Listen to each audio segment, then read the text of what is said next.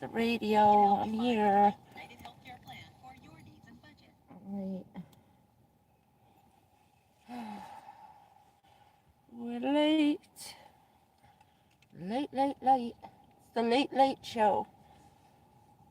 Yes, I know I'm late. 3 minutes late.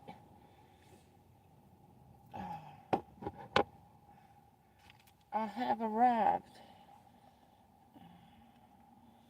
Let's get this on.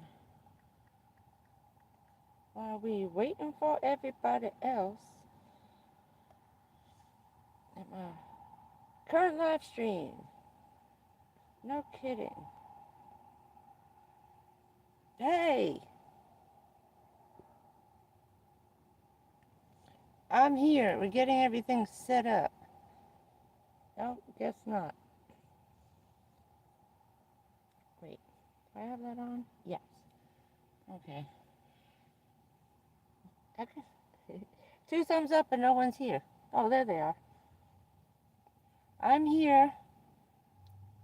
And what is wrong? Oh, shadows. Hey! How are you, Rare Breeds? About to do the unboxing. I've been waiting all day. And it's cold. Look at this. Woo! That wind is crazy. Ooh, I gotta close my curtains. Hold on. I'm doing a live stream for the whole parking lot. Sometimes I forget. I'm not in my driveway. Oh, Lord. Thank you. This was... Where did I get this one? Burlington.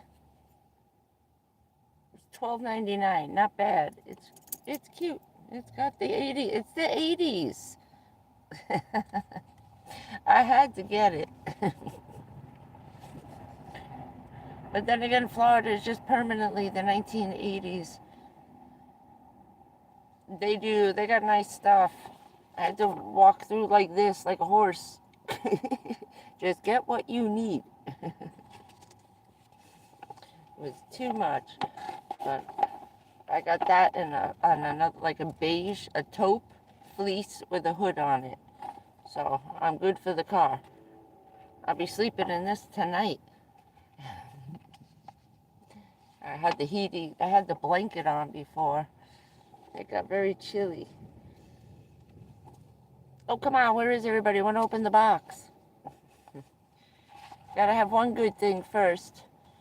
And then we'll hand out the 5 pages of bad news. Yeah, 1, 2, 3, 4. Sorry. Tomorrow there'll be 5 pages. Hey, Jackie, how you doing? And 2 discs. There's actually 2 on 1. I already had this stuff in my hands. This is for tomorrow. We'll talk about that later. Hello, Teresa. How are you? It's sweater weather. And I still got a tank top on underneath. And my shorts underneath my fleece jammies. I said I got everything to match pink and purple. Even my flannel matches the fleece pants, so I can run around my pajamas in Walmart like everybody else.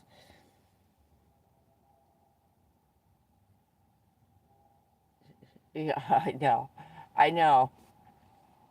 This is tomorrow.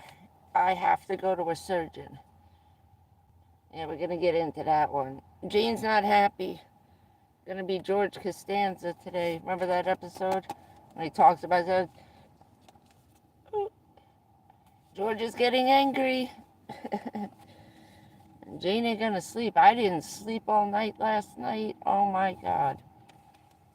I was up, I was down, had these horrible, crazy ass dreams. And then find out we're The Chinese Navy and the American Navy are now shooting at each other. That's nice. How's everybody doing? I was a few minutes late. We had rockets going off, or later on today. I'm not sure. They can't stop themselves over there. Now it's like every day. We just give up. I couldn't get anything up yesterday. My phone kept getting thrown offline. I was like, great. Oh, I know. 78. Yeah, it was kind of warm, but it's this wind, the van, it's rocking. Like we had like little tornado winds the minute and that temperature dropped quick. Ooh, damn. It's like somebody threw on the freezer door opened up. It was quick and the wind picked up, and here's the 40-mile-an-hour winds they promised. But it's supposed to be tonight, 42 degrees in Pensacola. Here's going to be 50 in Orlando, which means here, I'm looking at, if it's going to be 50 in Orlando, we're looking at 45 over here by the beach. With this 30-mile-an-hour wind, ooh, it's cold. And all the windows only crack like that much. But I have to leave them open because the windows fog up and you can't breathe. I'm afraid of that. Hey, Jenny, how you doing? Trying to be good. Okay, we're getting some more. Oh, you're lucky. The van is literally shaking. I had to keep turning the alarm off. I mean, usually the car knows I'm in here, but for some reason today it didn't. And I was sitting here just rolling. So we must have had little hot and cold tornado, there's downbursts like that come through. Like the dust devils always comes through the big parking lots. It's just not stopping. It's going to be like this, they said, till tomorrow with the wind. Which is not too bad. I charged up my little battery for my blanket. I had it on this afternoon when the temperature went down. I threw everything on and jumped under the blanket to keep warm. And I found out something. I don't know. It got really warm. It only takes 20 watts, this blanket, right? And I took the UBC cord, took down the little tiny yellow battery, put it right next to me, and I just plugged the blanket right into there. On all 4 settings, it was just one steady temperature. And it was pretty hot. So I unplugged it. I'm not sure if it's supposed to be used like that, but in a pinch, if I can just get it hot for like 2 or 3 minutes on that super high heat, full blast. I think then it only has one setting. Hey Denise, how you doing? Hey Jim, I'm glad you're here. Okay, we got a pretty big crowd. Is it okay to open the box? Yes, ma'am. Because I'm going to do it anyway. Too late. Too late. It's going to be cold here tonight. I know. I started getting nervous. That's going to be between 12 and 3 a.m. I was like, ooh, I didn't even look at the temperature. I know it's cold. I know it's got to be about, I know the temperatures. If I'm putting on a sweater, it's about 50 here. Okay. We're opening the box so I won't freeze to death.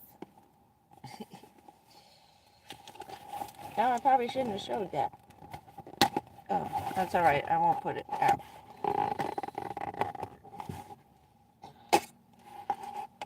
The tape is too tough. And those people are so nice at the UPS store. They're good kids that run it. And the kid's like, do you mind if I ask? I said, no, it's okay. He said, I saw your car. And I said, did you see the back window? He said, were you really there? And I said, yeah, I was. So we were talking for like 20 minutes. It was just me and him in the store last month.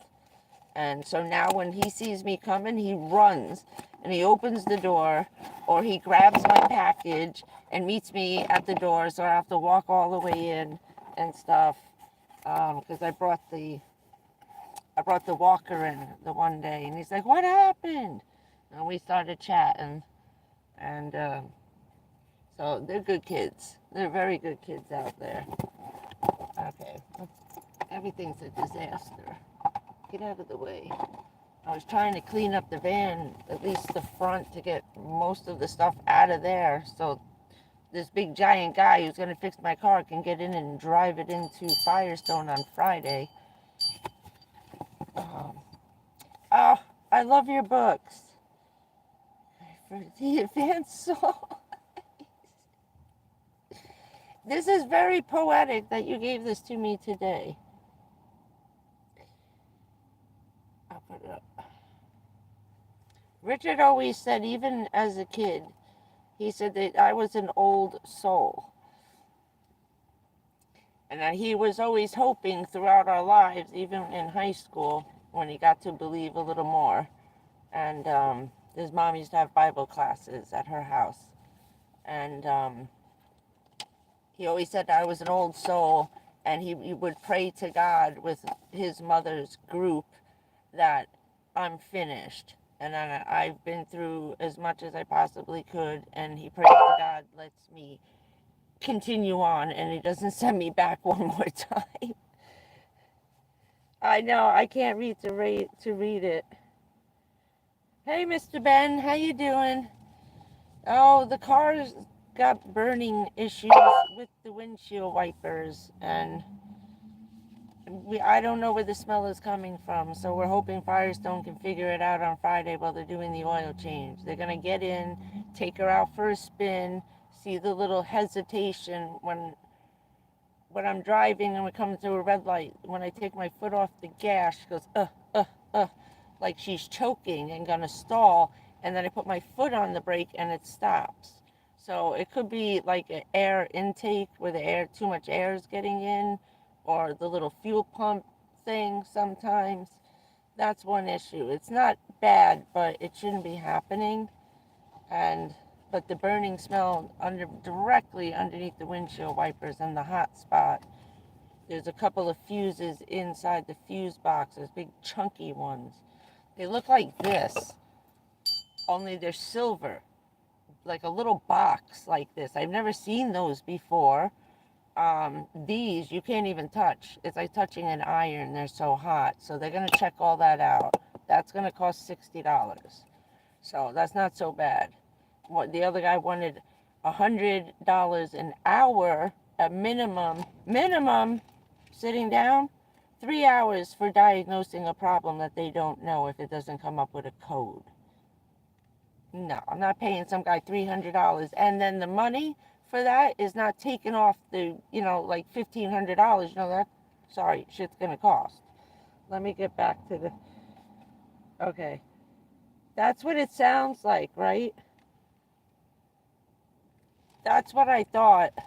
It's something between the brake and the gas, and when I take my foot off the brake and I go to put it on the gas, it's choking like air. So, okay. That's what we were thinking. Jack had said that too, some kind of vacuum leak. He said it could be just a hole in the hose, or one of the little things the clamps isn't holding it on tight enough. So that's something stupid, but that burning smell, I have the fire extinguisher sitting up front. God, please, huh? It's freaking me out.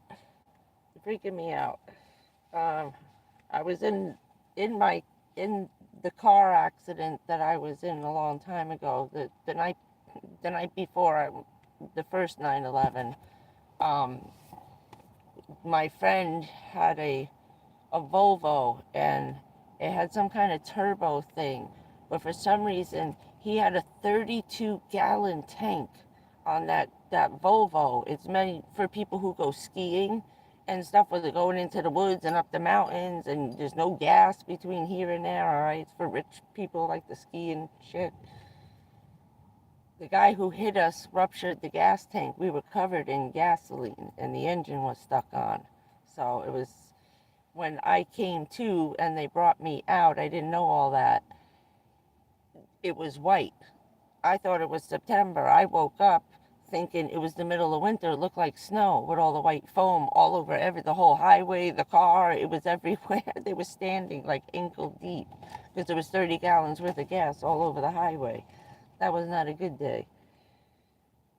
It's okay. We're just getting going. I'm getting ready to read and marry. It's so pretty. I have the cards. I'm putting them up. I have them in my thing. I want to get better thumbtacks for the ceiling. I saved everybody's cards. Hey.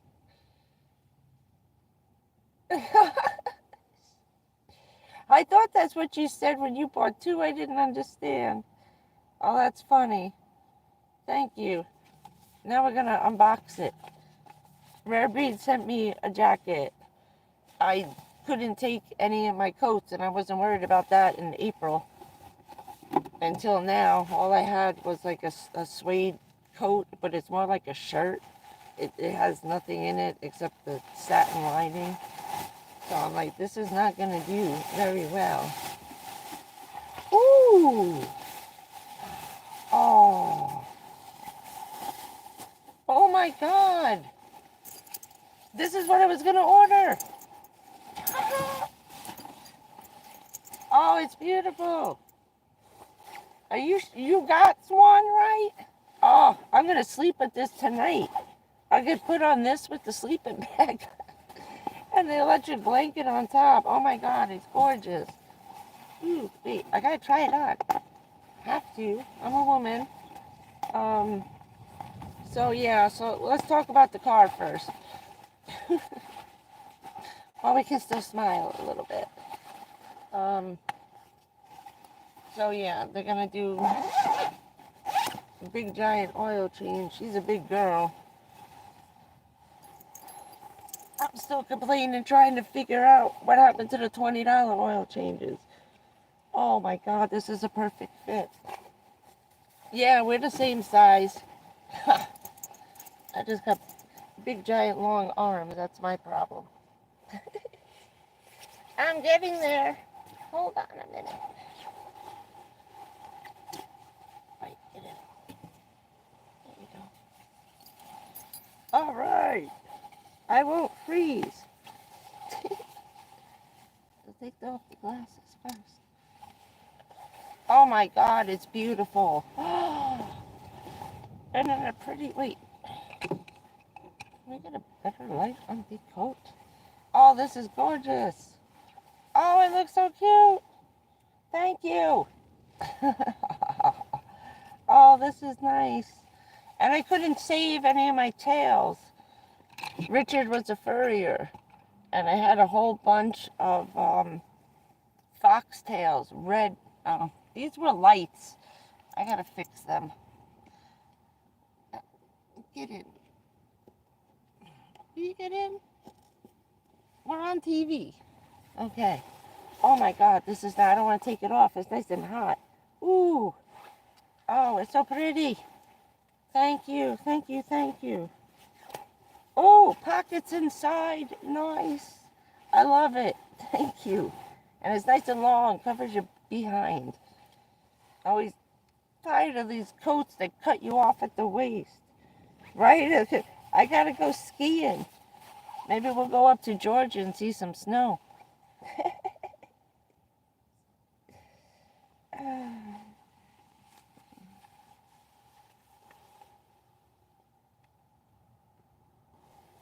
Thank you.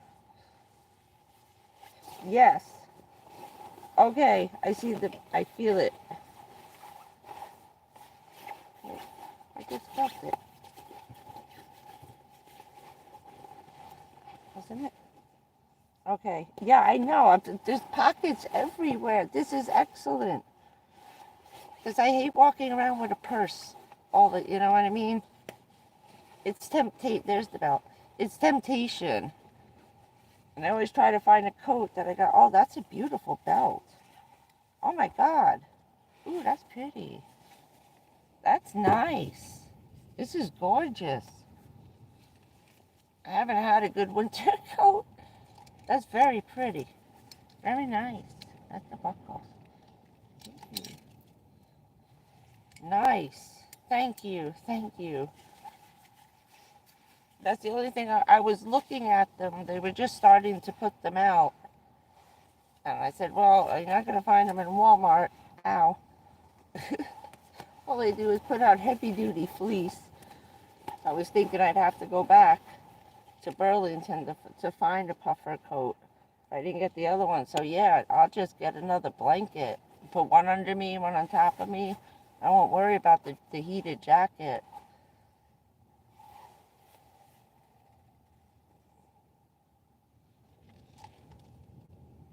Yeah, it will. It's hot. I'm sweating. And I was just freezing. Wait, let me get this off before I start sweating. I don't want to sweat. We got to try and stay cool today. We had a rough day at the doctor's. Oh, okay. This is really nice. It's so squishy. I miss my down stuff. You know, I wore this my whole life. My father was West Point, and we were stationed upstate New York. It gets cold up in the Adirondacks up there by West Point. You wear that all the time. Like the Christmas movie, You Shoot Your Eye Out, The Christmas Story. The little brother where he couldn't walk and he's falling down in the snow and you can't get up in the snowsuit. Yeah, that's right. That's how I spent most of my childhood until I was about 11. It is. It's so nice. Thank you. But it's so squishy, and you know what I mean. I miss that down feeling, and the nylon keeps you hotter. Then that's when I was looking at the coats. I was like, they have some nice fleece jackets, but fleece don't keep you warm. You know, it lets the air blow through. I said, you need nylon to make you sweat and keep the heat in. That's why I was looking at those coats were better.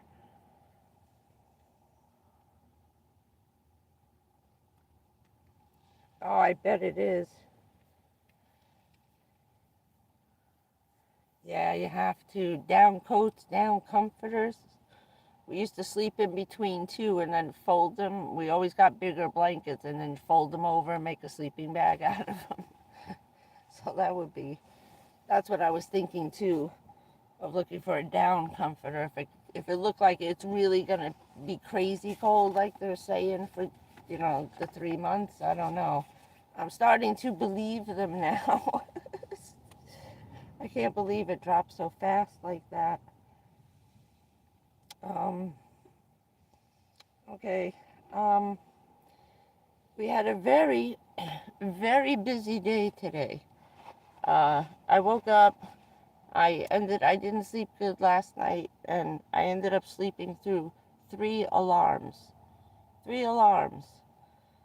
I didn't hear it, and it was right next. I'm sleeping, as you can see, right here, and it's right next to my head. I slept through 3 alarms. I got to the doctor's office like 15 minutes before my appointment. Thank God I was just in the next parking lot. This comes in handy, let me tell you, because I got to be there tomorrow. I got to be at another doctor tomorrow. I'm getting to that. It was a long day.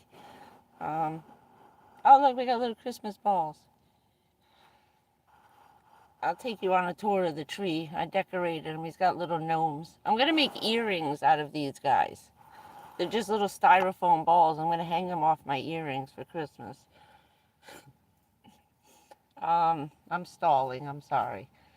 So I went to the doctor this morning. I got in there and I was having a hard time breathing, but I was like down, like tired. I couldn't get up and I couldn't open my eyes. I was just beat and I knew I was poopy because I was worried. She came in to do my blood pressure and went, another face. And I was like, oh, how many of these faces am I going to get this week? She goes, just sit. I said, okay. She leaves. he comes running in and he sits down, throws the cuff back on me again, and he's pumping the thing. Now he's got his stethoscope and he doesn't say a word, just comes and attacks me and throws all the shit on me. I said, what was it? Because he did this the last time, he made me stay for 2 hours. He said, your blood pressure is almost 180, over 124. He said, I want to see what it is right now. Quiet, no talking. I said, okay. It was 174 over 125. He says, you're not leaving this office until you get down to at least 140. I said, all right. He said, we're going to have our visit, we're going to talk, and then you're going to lay down. I don't even know if I want to talk to you about this. He was worried because the blood pressure was so high. I said, well, it's the day. I said it was 2 years ago that he passed. Today, I didn't sleep good, but I woke up vomiting. I was so nauseous for yesterday and today. Now I know why. I thought it was the sugar. He said, if you can't fix it with sugar, the nausea and the vomiting, he said, then it's your heart. It's your blood pressure. Check your blood pressure from now on. And I was sweating. I went into Walgreens yesterday to go get some more water. And I got into the store. I was like halfway down one aisle and sweat was just dripping. And I felt like throwing up again. I said, no, what's wrong with my sugar? I said, well, maybe I can't breathe. The oxygen's low, and it wasn't. It's my heart, my blood pressure. So I'll tell you what he told me. I got 4 pages of crap here. This is a book. I have to take this tomorrow, my big book. And these 2 guys, there's 2 on here and 1 on here. I have to go to a specialist tomorrow morning. Yeah, I was pretty fast for an appointment that should have... I technically right now should be on a waiting list to see him maybe in January. It's normally 6 months to get an appointment with these guys. The breast doctor and the lung doctor, which there's not much they could do, it took me almost 7 months to get in to see him. And he's the specialist that deals with the NASA guy. He just retired. He quit. He can't take all the rules and regulations. He said, that's it. I'm out. I'm sorry. And just left. We came for an appointment and found out we didn't have a doctor anymore. So, oh, of course it can. I told him that just being in here, and then between him dying today 2 years and having to go get this, which I knew was going to be bad after the DEXA scan. I didn't kind of think it was going to be this bad. I'm looking for my little book, which I don't know what I did with, but I'll remember, I think.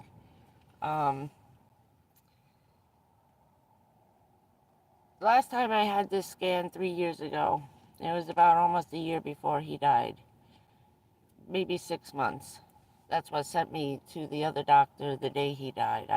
For those of you who don't know, 2 years ago today, I found out that I was untreatable. I could no longer be operated on because it can't put me to sleep.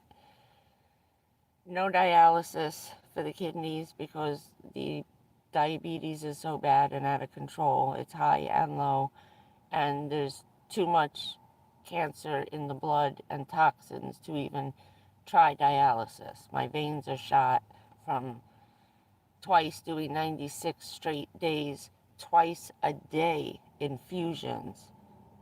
That's how close I had hours to live. And we took a shot, and I'm still here. That was 2015, 2016, and 2017. Again, I had to do 3 straight months. I was hospitalized for 6 months before we got here, and it was just too much. It was too much back to back, and it destroyed any chances of doing dialysis to try to save my kidneys because I'm not allowed on the national transplant list for my lungs or my kidneys because I am a federal employee. I would have to go through the Army, through the military, and take organs from a soldier. I wasn't doing that. I turned it down. I need a new heart, 2 lungs, 2 kidneys, a liver, and then they'd have to cut out everything else. And with the 2 types of breast cancer, that totally knocked me out of any type of transplant of anything. I said, what if they're going to throw them away in the garbage? Don't you have a wait list for that? He says, yes, we do, and you don't even qualify for that. And I was like, wow. I said, so you'd rather throw it in the garbage than give it to me because I'm a federal employee? And they said, I'm sorry, but those are the rules. That's my sacrifice. When you take that oath to either work for the Army or work for the government, you're on your own. I said, what am I going to ask the senators and congressmen? See if they type to, throw me a kidney, 1 or 2 of them, And he said, basically, that's the pool I'd be working through. I'd have to go through other federal employees, and that ain't happening.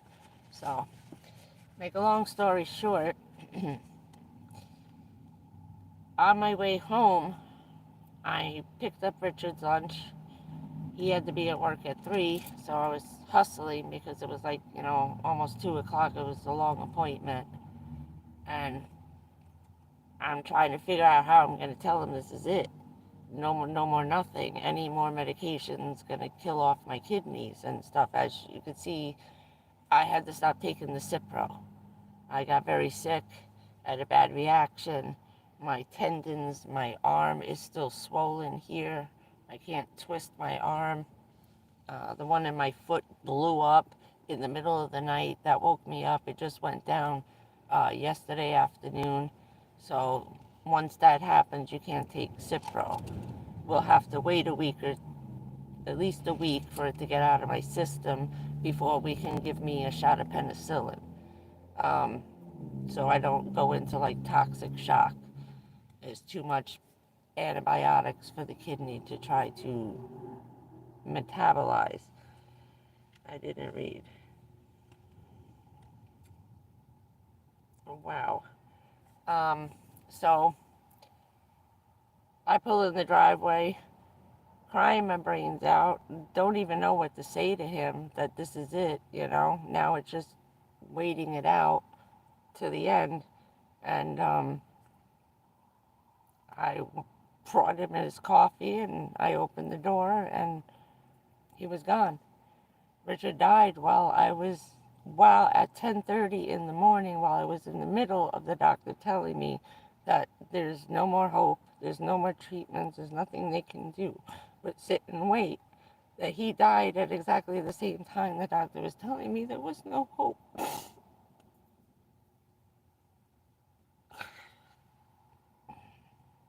The Sheriff Ivy, I have to tell what a wonderful man this guy was.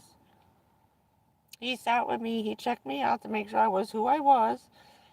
He came back, and he said, I'm coming back after this is all. I'm going to stay with you till he leaves, and then I'm coming back. That man came at the end of his shift at 11:30 at night and stayed with me till 2 in the morning to make sure I was okay.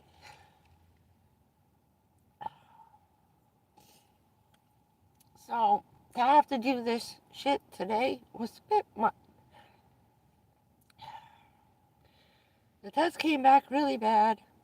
She went, if you remember, I told you she was hiding behind her monitor. The woman from New York who was there during 9/11, she was an intern just becoming a radiologist. She moved here 2 years ago. She's the one who did my scan. Yesterday. Friday, sorry. The cysts are everywhere. I have twice as many cysts and lesions from my neck all the way to my tailbone. It's a long list. I've got herniated discs. I've got bulging discs. I've got deteriorating discs. I have degenerative bone disease from the radiation. Camp Lejeune and all that good shit. It's from toxic poisoning. And all the way down to my tailbone. The bones are disintegrating. There's lesions all over. it just spread. They didn't eat when they don't count. When they give you one of these and they tell you got cysts or whatever it is, lesions, and they don't say 5 and then tell you exactly how big each single one of them is in millimeters or centimeters, there was too many to count. He was not in a good mood. None of us were. Um, Tarlov cysts, mostly not cancerous. They're full of cerebral spinal fluid, all right, that comes from your head down your spine and back up again. They can burst, they can rupture, which causes a whole bunch of crazy problems and aneurysms in your head, and I think that's what happened to my father when we were discussing this today.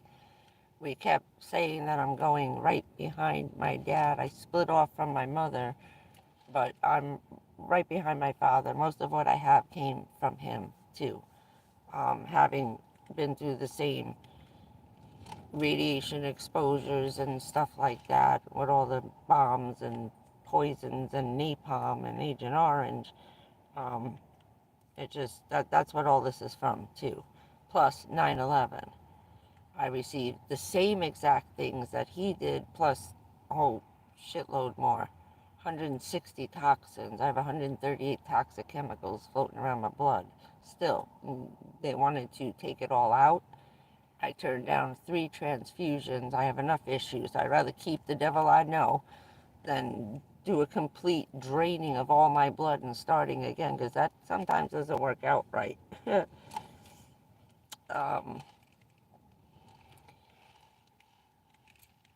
that would be one thing that comes from trauma, shock, which was the radiation, uh, and some kind of accident. So some could have come from the car accident that I had, and the rest from just the shock to the body would be the radiation I received, because I turned and my spine was directly aligned to the trade towers, so when the blast came, it went right through my spine, left to right. Um, but I have lesions next to all my cysts. So when you got a cyst and a lesion that close together, it's like each one has a friend, or multiple lesions surrounding the cysts. Um, the lesions are cancerous. That's the breast cancers, the 2 of them, the lung cancer, and the kidneys. Usually down at the bottom is colon cancer. Now, because I have the symptoms of colon cancer, but not one big one that I should be turning yellow at some point, and a lot of us don't. The cysts cause all the issues with not being able to pee, not being able to go to the bathroom at all. It can cut it off, or you can lose control. All right, it causes all kinds of incontinence issues. So does the polycystic kidneys, and so does liver cancers, which I have both. So we kind of just got a whole bunch of confirmations on different things. But this stuff just it went everywhere. It's the one up here, I have a huge, the thing in my neck, it's a herniation. My whole neck is, all those little things are all popped out and swollen from here to here, the whole one side. One of the bigger issues is that catch up in a minute, is, I just lost it. Oh, shit. I'm thinking. Oh, I got it. Sorry. It's like 3 things are going on in my head at once. One of the main issues with what's happening is that they're ganging up in your spine. There's like a fuse box where all the nerves meet that come from your brain down your spine into the thing. It's surrounded and it's crushing it. That's why one day I'm okay and then the next day they swell up. They can actually swell, the fluid can actually swell up and withdraw. So the Tarlov cyst can get bigger and smaller at any given point, depending on how much is flowing through the body, like how much is leaking. If it pushes too hard and one of the discs and the whatever little thing is in the spine. If anybody watches Matthew Van Life Plus, the surgery he's had, yeah, that's what I'm looking at from my neck to my ass. With that hole he had in his back with the screws, and he put 2 screws and a plate and something else. There's not enough bone. The bones are just Swiss cheese. They are at end stage of osteoporosis. That's why he said if I did a sit-up or if I was picking anything heavy and used my back to straighten up, I could snap my spine and break my back at this point. That's how bad they are. So no lifting anything heavy. I said, sure, okay. Try that in van life. It can also, this is what happened with my dad. My dad died of kidney failure because he had the polycystic kidneys. We have the same. But what happened with my father was that he was talking with the neighbor, had just made breakfast, gave my grandma coffee. They were sitting outside in the driveway where I was filming all that with Morgan, right, outside the trailer, the screen room. He handed him the coffee. He was talking with him, and he went to turn. Now, just the act of turning could have been the last straw that just popped one loose bone out of the way and cut that signal off, because while he was talking, he said, yeah, what's up, Bob? Boom. That was it. He was gone. He fell on the car, took 2 steps, looked at my grandmother, and pushed himself onto the grass, because if he had fallen backwards, he would have cracked his head open on the concrete. So as he was going down, he knew enough to throw himself into the grass.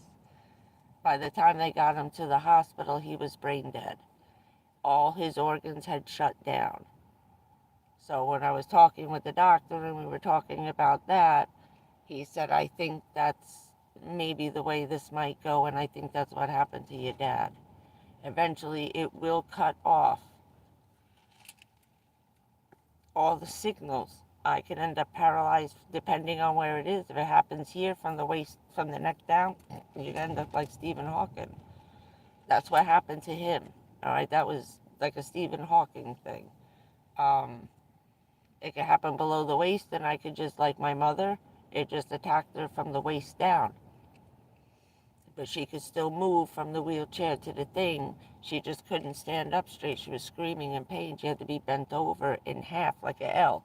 If she could have walked around like this all day, she'd have been fine. But the minute she stood up, you were in screaming pain. The only way to fix any of that, to take the cyst out, it's surgery. And I can't have the surgery. I cannot have the surgery. I can't have the antibiotics. The last time I was in an operating room, I walked out with 2 separate staph infections with the PICC line that they put in for the 3 straight months of chemotherapy. That didn't go so well. Right now, I can't fight off a staph infection. I can't take the Cipro. I only have penicillin left. And if they give me that red devil crap, it'll probably shut my liver down. It's too strong.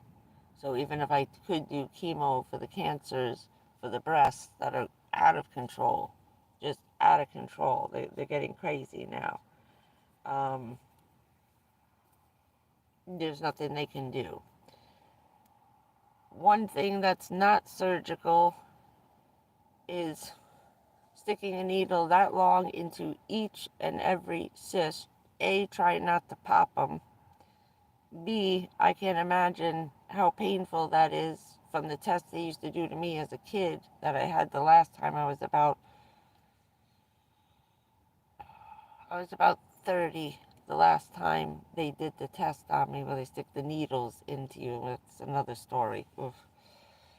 That's for the polio, to test your nerves out, nervous system out. They would suck out the fluid and then they inject surgical glue into the cyst just to fill it up. Because if not, it'll keep filling up because I'm leaking spinal fluid because the bones are so hollow and bone marrow. It's insane. It's insane.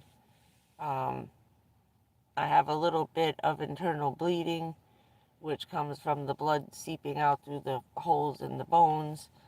That's what gives you leukemia. Not Lou Gehrig's or any of the other ones, like lupus and stuff like that. I kept failing the lupus test. That's how this first came out after I had my first heart attack. I was 30, then I had another one at 31. The first one happened was September, less than 9 months after 9/11. June 2002. So it was like 9 months after I had just finished down at the wash stations. I got hijacked. I was deployed. I always say hijacked, sorry. I was deployed for 9 straight months, 24 hours a day, 7 days a week. You go where they tell you, or you go to jail for going AWOL, because I'm working with the Army. You go to prison, 25 years, that's it. All kinds of things. They brand you a traitor, charge you with treason, abandoning your post, aiding and abetting the enemy by walking away and not showing up. So I had no choice. But yeah, there's nothing we can do. I can't have the steroid shots. I don't even know what they're going to give me for the pain because I can't have opioids anymore because the kidneys are so bad. It could shut them down. Morphine sucks. I had 3 shots and it wasn't taking the pain away. And that's how we found the cysts on my back. I went and they thought that the pain was from the kidney infection I had. Then they realized later when they cleared it up and I went back to the hospital telling me, I said, the kidney infection's back. What is going on? He says, no, your pee is clean. Your blood's clean. He said, we got to throw you in the scan machine real quick. So they rushed me upstairs and came back. He said, Jesus. And that's when we first found out about the lesions and the cyst. That was 3 years ago. They gave me 3 shots of morphine. 3 shots and I drove myself home. It did nothing. It's like you're immune to being put under anymore. But yeah, I can't drink alcohol, which doesn't make any sense. I have like a couple of sips and I'm blasted. Shooting morphine directly in my veins through an IV. Finally, the third one, they just go, psh. And she said, if this works, she can't leave, and somebody better stay here, make sure she doesn't get up and walk out the door. And she drove herself here. I drove myself home from the hospital on 3 shots of morphine. After an hour and a half, nothing took effect. So he called a friend of his that he knows who's a spinal surgeon specialist for this, bones orthopedic guy. And,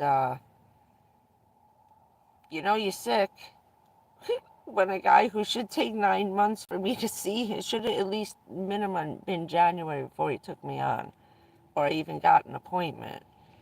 I'm going tomorrow morning, 10:30. They had everything faxed over and everything was there. I just had to go get the discs for him because he's going to look at all of this tomorrow in the room. We're going to go over everything. It's going to be a long visit. Some of these visits are up to 4 hours long. It's insane. I was out at Shan's 3.5 hours in the room with the guy, going through all of this with us in the room, showing you everything that's on there. And then trying to figure out what to do. And if he can't operate, how is he going to take me on as a patient except to monitor the situation? Okay, I think I got everything. Questions? Oh, Lord, I'm going to scream in a minute. I know. Let's go have, we're going to come over and have a great big group hug. Yeah, that's what I need to do something. I'm reading the comments. I always do. I'm going through. I've been glancing down at them, reading them.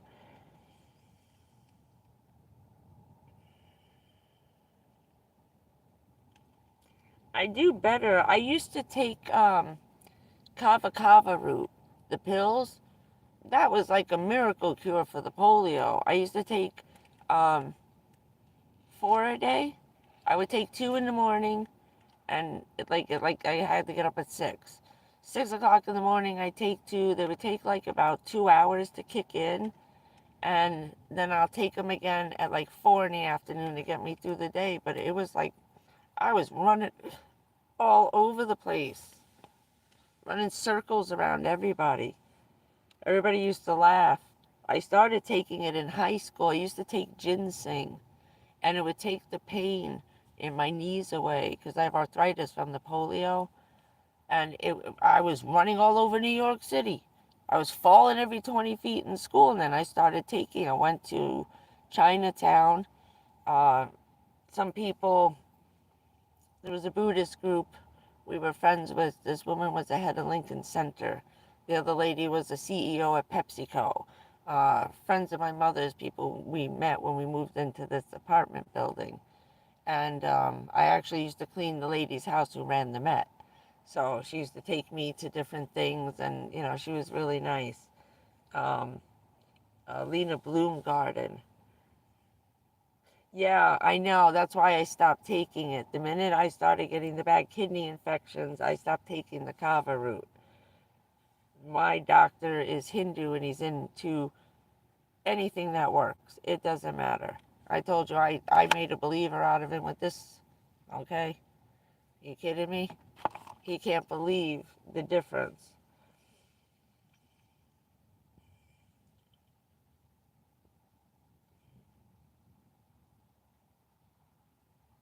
Okay, yeah, I've heard about that Jamaican castor oil.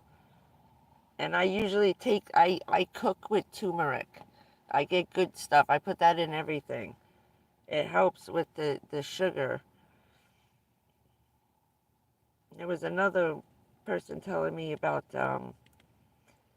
we don't have anybody as a moderator. Have I been missing stuff? Has anybody been misbehaving?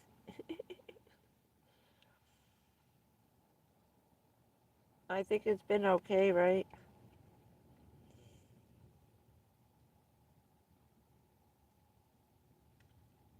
Oh, is that another, the one with the pink hands?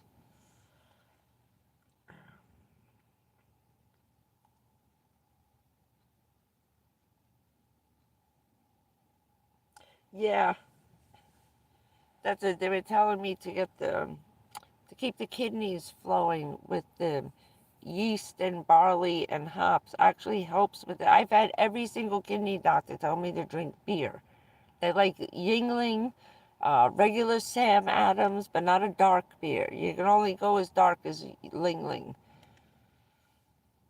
but thick. It has to be a thick beer. You can't see through it. Okay, thank you. I was wondering if I missed anything. I forgot about that. Um, but yeah, I was trying to see if anybody made a better alcohol-free one, because that works right away when you got kidney stones and you can't pee them out. Have 2 beers, they'll be gone. Couple hours. That was the thing that's been saving me for the last 15 years with the kidneys going on. Took a long time. Oh,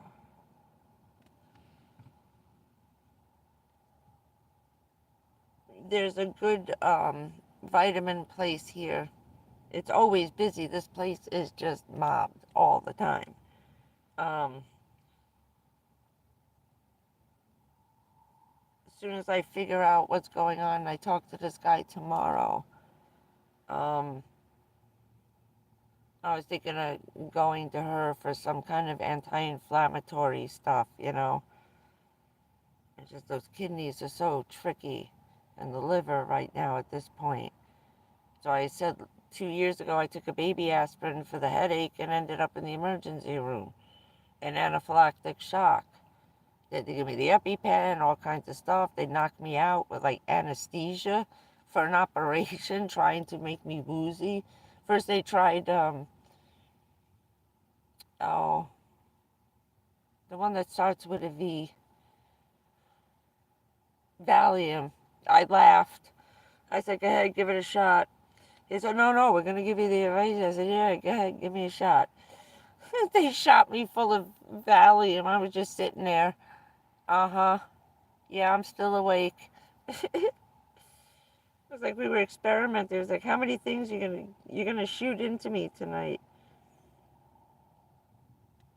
Yeah, we're looking for more of an anti-inflammatory that'll take the bones are swollen. I have dislocated stuff that when I'm screaming in pain is because I may have twisted at the waist and now like my knee dislocates while I'm sleeping. He said the back of the part that spins, he said when you can't, that makes you go up and down. Okay, this part in your back where you bend it to your ass. This part here is where the worst of it is, and that's where they're grouping around that. Uh, I can never say the word right. It's synovial joint. I got it right. We're all the way at the bottom, by above the tailbone, say. Um, it's not good. The lesions and the Tarlov cysts eat away at the bones. And they grow from the inside of your spine and then pop out.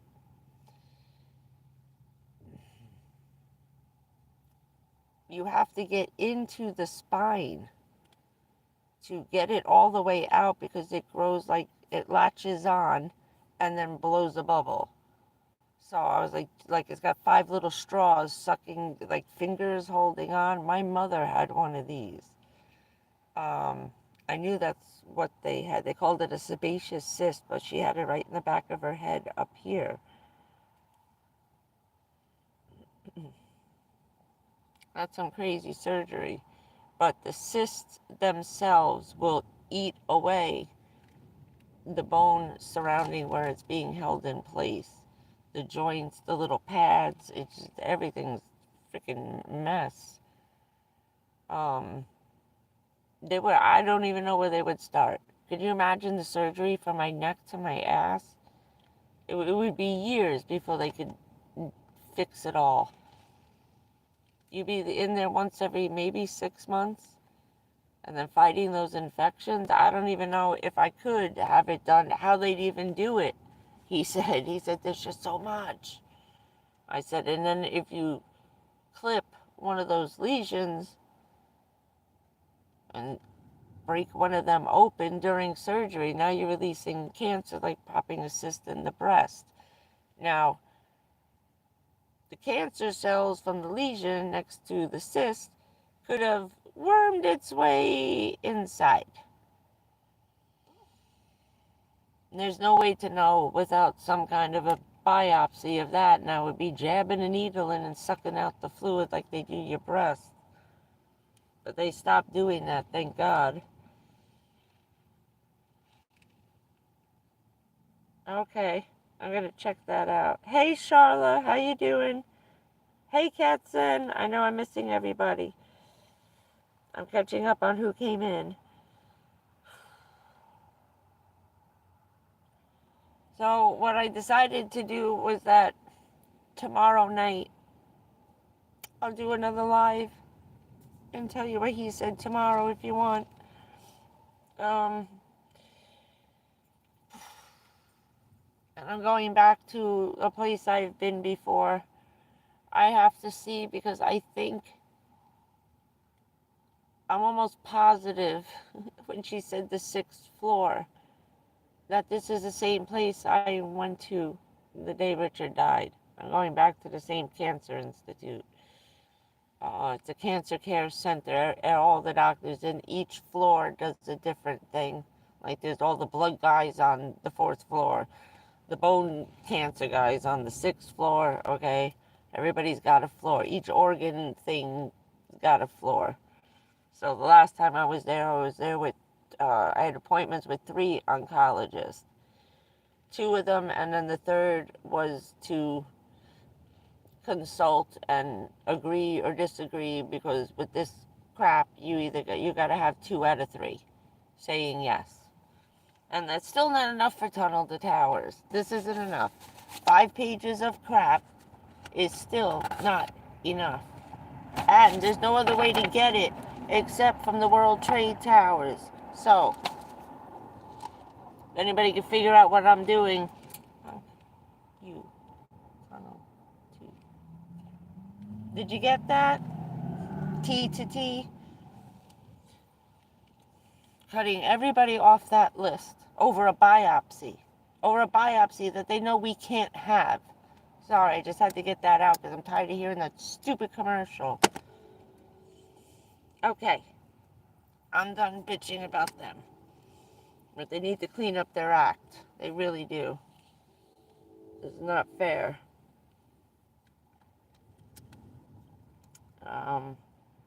But yeah, so I'll do a live tomorrow night. Same time, same place. And I'll tell you what this guy says. I don't know what he's going to say. Except for holy crap. I hope he looks at him in another room and then just comes back in and talks about it. I don't want to watch him go again. I can't take anybody else making that face. My shit. And you can always tell by the eyes. If you're having something done, watch. Watch it. You want to know what's going on? Watch the person doing your scan. Don't take your eyes off their face. My guy who used to do it, he's gone. Now I have a new woman who's taken over all my scanning and x-rays and stuff. That guy was stone cold. Stone cold. He was, I'd say, about 35, 40, so he's been doing it a long time. But that man, his eyebrow didn't even twitch. You couldn't tell anything while he was doing the test, watching him. But he would tell me everything before I left. So yeah, just keep an eye on the people doing your tests. When they start making faces, you know you're in trouble. They are. You can tell right away by their eyes. That poor woman, I feel so bad for her. But could you imagine being a radiologist in a hospital in New York and no one, all these years, has ever told her about the radiation? And all, she goes, well, I know about the toxins. And she goes, how many were there on that list again? I was like, oh my God, you don't even know? I was like, 157. I have 138 out of 157. That's only because I didn't touch the pile physically. Those are the guys who dug. And those were the guys who we washed off with the wash stations. For the rest of the 9 months was the guys digging, running back and forth, plumbers, everybody who was helping out. We had to wash them off because they were walking through the tunnel. I don't know who washed out the tunnels when we were done. Hi, cat friend. Cat friend. I think I've seen you on another channel. So yeah, figure we'll do that tomorrow. I think that's it. Lord have mercy. How long did that take? Damn, an hour just to do that? Shit. Good thing is that the appointment's not till 10:30.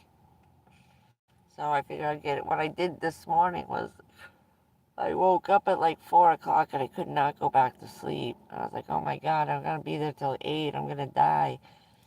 I drove to his parking lot at 6 o'clock this morning because I knew he didn't open till 8, quarter after 8. And I pulled into the end of his parking lot and I hid behind the sign and went back to sleep.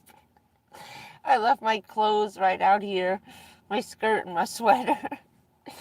I jumped up, threw my stuff on, threw my ponytail, got my mouthwash, and I just got out of the car and walked into the door. Yeah, on that part for doctor's appointment, yeah. Hashtag van life. So tomorrow I'm going to do the same because I got a 25-minute ride to this place. It's far. It's like 3 towns away. It's not too far, but I don't want to drive in the morning traffic. I got to go out on the highway too, so I'm going to go down as far as I can get and then cut over to US 1. And then get there early. I'll go in the early morning, 6 o'clock traffic, and then I'll just pick a spot near the door so I can get nice and close when I come out. And because I think it's this parking lot. It's like on a slant. It's a hill. The way they did this so the water doesn't flood into the building when we get the hurricanes and stuff. So when they built the parking lot, they built it on a pitch like this. Everybody in there is sick. Walking in with walkers and wheelchairs. You see people trying to get out of their cars. Now, the parking on the thing, the cars are this way. So you get out of your car and your car is tilted sideways while you're trying to get in and out of it. It's a hell of a parking lot for a cancer center. I don't get it. Oh, wait, I didn't see. Hi, Noah. How are you?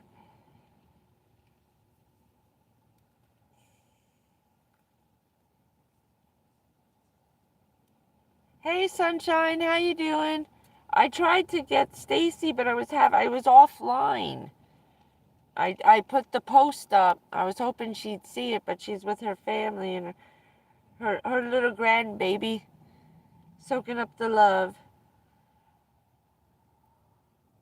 Oh, it does. It was great. And I thought, why was the last time I was kind of far away? And now I'm trying to drive and get there, you know. And I was like, you know what? I'm just parking outside the office at 6 in the morning. Just roll out of the van. It was very convenient.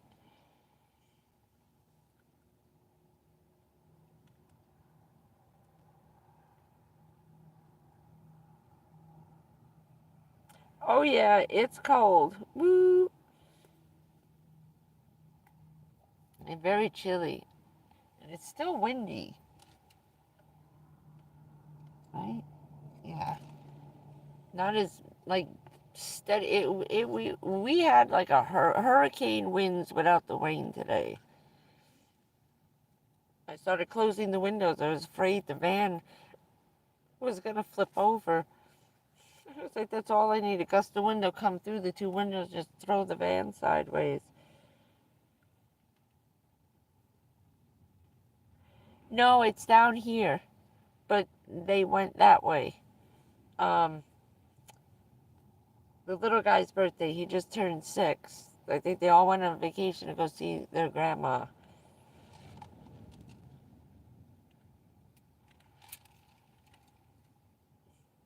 Oh yeah, go ahead. That would be nice. The menu, yes. Send me the meal plan.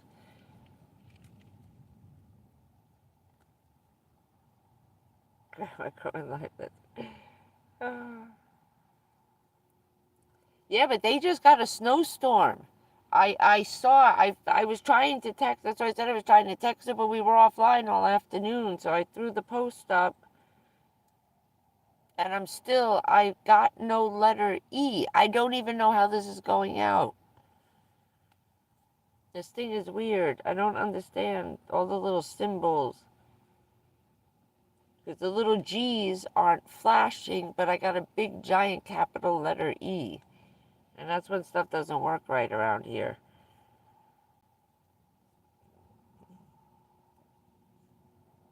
Yeah.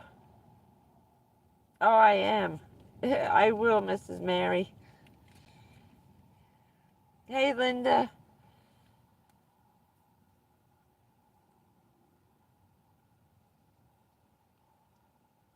Yeah, it was crazy. But I was looking last night, I was flipping through while I couldn't sleep at 5 o'clock this morning, and I see Chicago. And I said, oh shit, they got buried in snow. Chicago's first snowstorm. I said, oh no, she's never coming home now. She's gonna get snowed in Chicago. Stacy, where are you?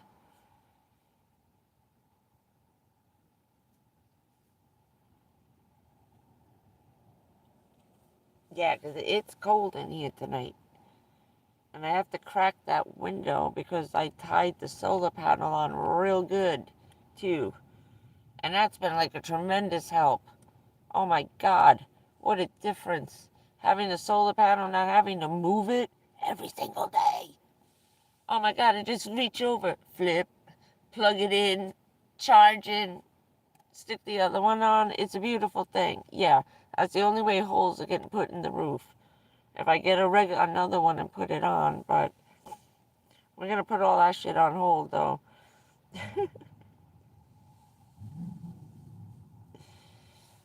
uh,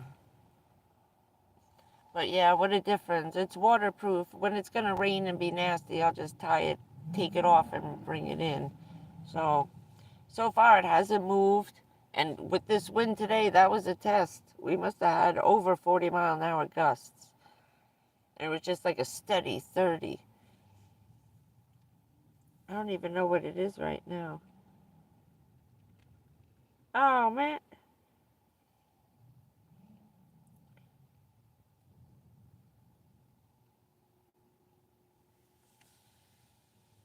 Oh, shit, you gotta find Stace. You can find Stacy, make a video, and you put a snowman together. Oh. Oh, it's gone. I just read the rest. Oh, Mary. Ms. Mary. Ms. Mary, Mary, Mary. I'm banished from Facebook forever, for life. I'm not allowed on. No more.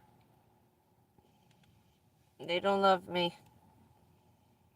Me and a couple of other first responders from my town, we were getting kicked off and put in Facebook prison once a week. And it wasn't nothing bad. We're just venting. We weren't going over and beyond, the ranting. And it was a bunch of cops, firemen, and me. Okay, we're all standing there. And they had the nerve to kick us all off. And that's when they shut down my Twitter. Elon reinstated my Twitter. I got an invitation to join X again. But I tried going back to Facebook and no, this account is permanently, that's it, you're done. Get out. I got banished to Bogeyland forever. Yeah, nice, right? Banishing cops and firemen and first responders off of Facebook for getting upset about, a couple things. And a lot of them were just like goofy memes, like passing them on. Someone passed me something that a friend of mine it's all friends from high school and first responders. We all work together and live together in the town since we're kids. Nobody leaves. Um, People have been there for like, I don't know, 15 generations. They've been there since like the 1900s. A couple of my friends' families, people who really work for the town, they've just been working there since the day they started digging the Lincoln Tunnel. And they never left. And they're all from down here, which is funny. They're all from Florida, Virginia, Carolina. They're Appalachian Mountain people and Floridians. Yeah, I won't be able to get on TikTok because I'm a government employee. There's certain things, and I think that's also part of the reason why I got kicked off. Certain things I'm not allowed to go on. Like I'll try, and then my screen will get fuzzy, and then it goes black, and then a big red box comes on with blinking lights. It said, "You're not authorized for this action." And then my computer turns itself off for like 2 or 3 days, and then they turn it back on again. So there's still stuff I can't do. That's why I said this channel has to ride the line for me to be able to keep doing this. So it's just strictly van life. I can tell you about the other stuff, but we can't discuss it. But yeah, that's kind of sucky.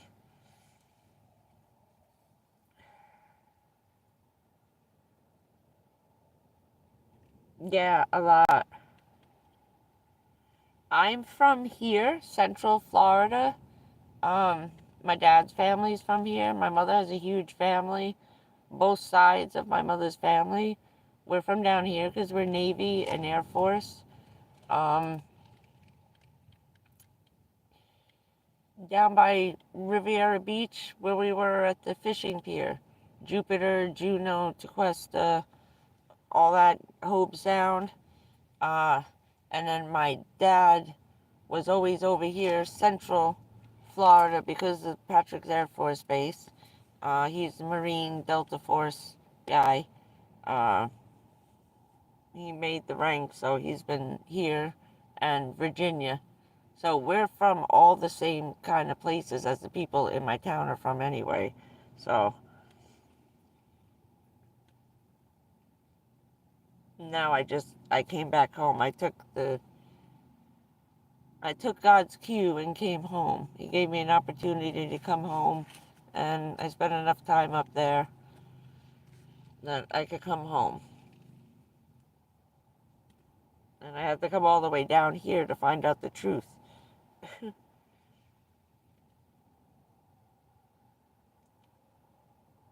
Yeah, I know. For TikTok. And what's the other one? That metaverse thing? There's gonna be all kinds of new stuff too coming out, I heard. Because there's Rumble, and I'm on. Yeah, I did the Rumble thing and something else, like some of the podcast news guys, like Joe Pags and stuff. Jesse Kelly, they do um, on there a little bit, but it's still new. It looks just like this. It's just like YouTube, and I'm like, why did they bother with that? YouTube's, not getting crazy with people, you know. In a van. We're van lifing now because I lost my house, Linda, due to iron.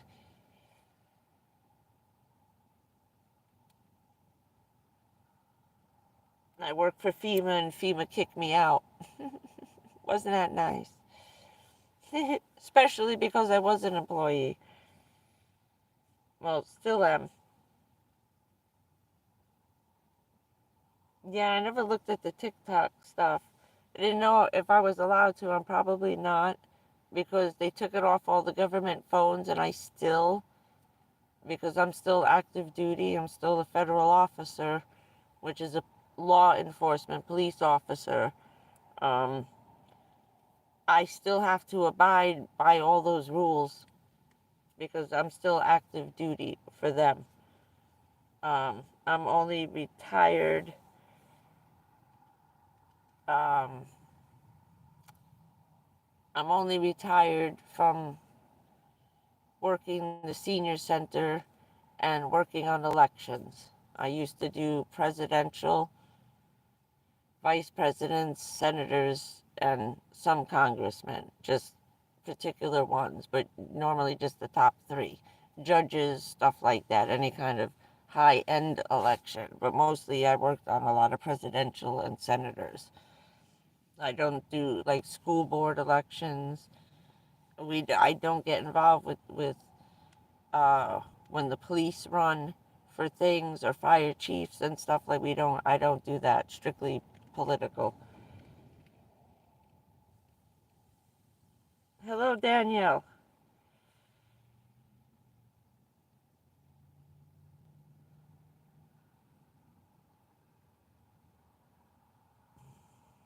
Wait, what's IG?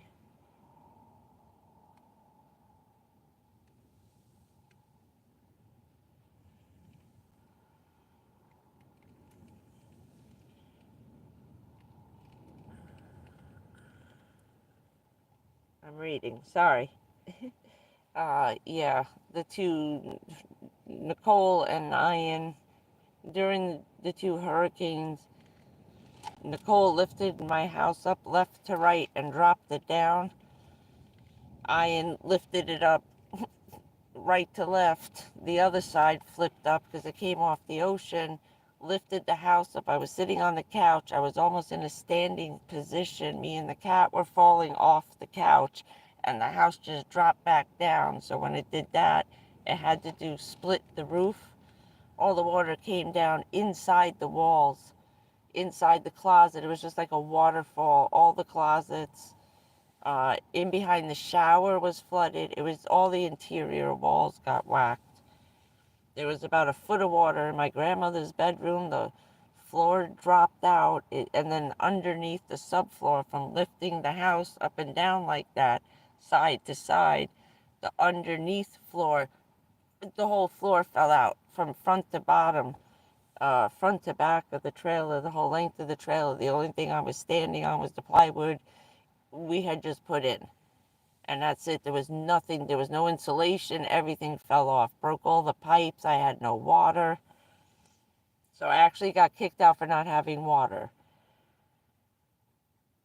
And it was too much. Is it buffering? That's a freaking Elon and his rockets.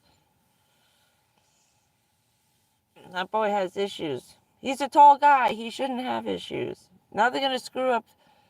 Well, maybe not.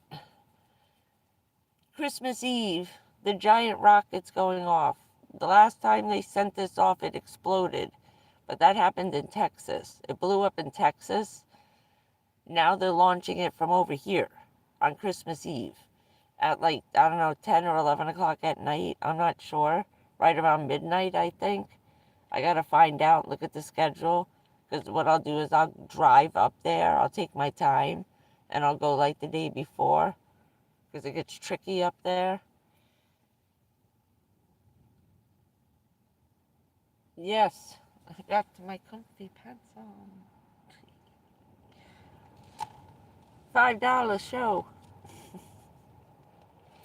That's from the Five Below. You can't beat these for $5. And they're nice ones, too. Oh, yeah. Okay. Could be. Maybe.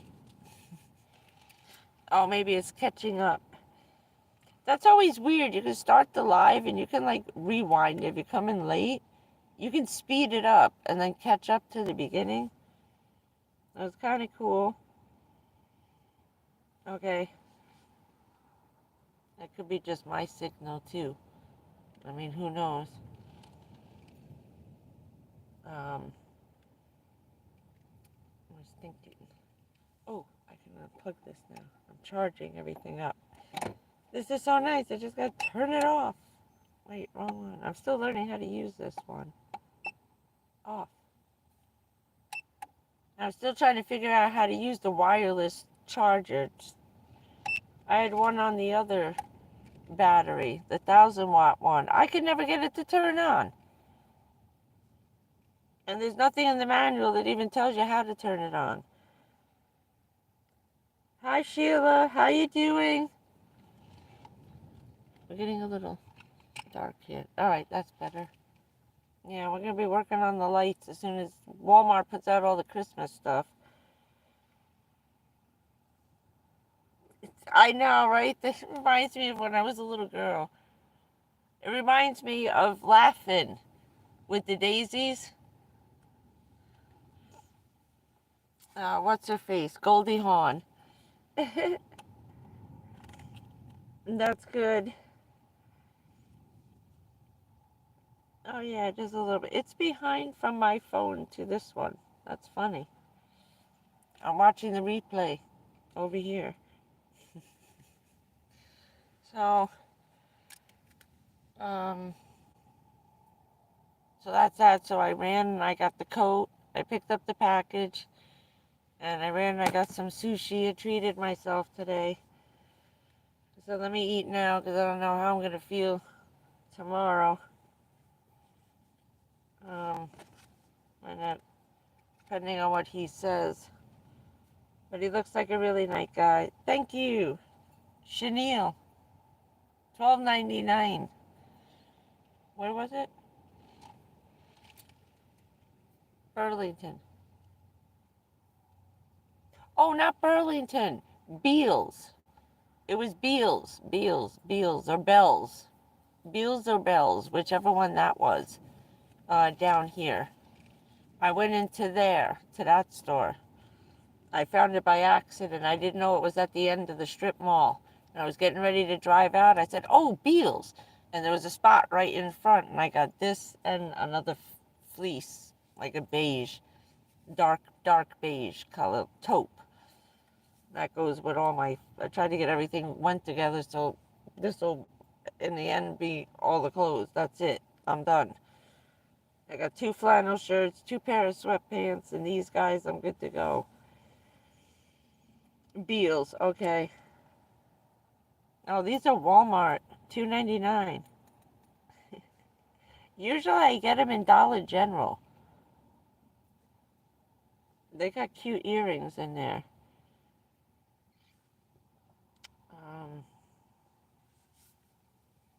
Let's see. I think we covered everything.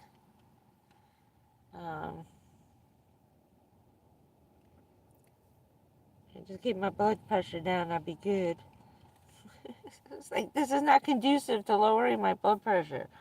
Now I gotta go to this guy. But he looks like a nice guy. Fairly young guy, like. So, I think we're gonna get along. Sometimes you hit a doctor the wrong way. I've had a couple. Not a lot with the cancer doctors. Some of them are very, they don't want to get to know you. One of those guys, like, you're dying, I don't want to deal with, we're not being friends. I've had doctors like that with the polio, had a muscular dystrophy. They're very rude and very, not a good bedside manner. And sometimes they just, like, blurt stuff out, so you got to be prepared. But he looks like a good guy. And if my doctor's wanting, he was the number 1 guy. He gave me 3 names in the order he wanted me to call them. And the first guy was it. So we got the guy we wanted, and tomorrow morning. And then I called back to tell her. She goes, no, we got everything faxed over. Thank you. I was like, damn, that was quick. 3 doctors' offices got everything faxed over in about 15 minutes. That's when you know things are bad. And the efficiency of your health insurance and the doctor's offices. Normally it takes 3 days to get this shit sent over. With like 5 phone calls. Oh, we're doing it.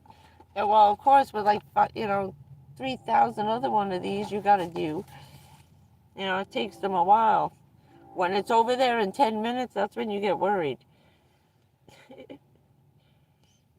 I was watching another guy who said that, yeah, I think I will.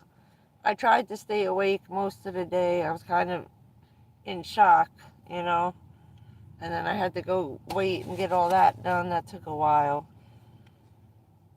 Then I was trying to straighten up the front of the van to get everything out of there because the guy who's going to drive the car, he's a big dude. So I got to pull out my little booster seat I have in the front.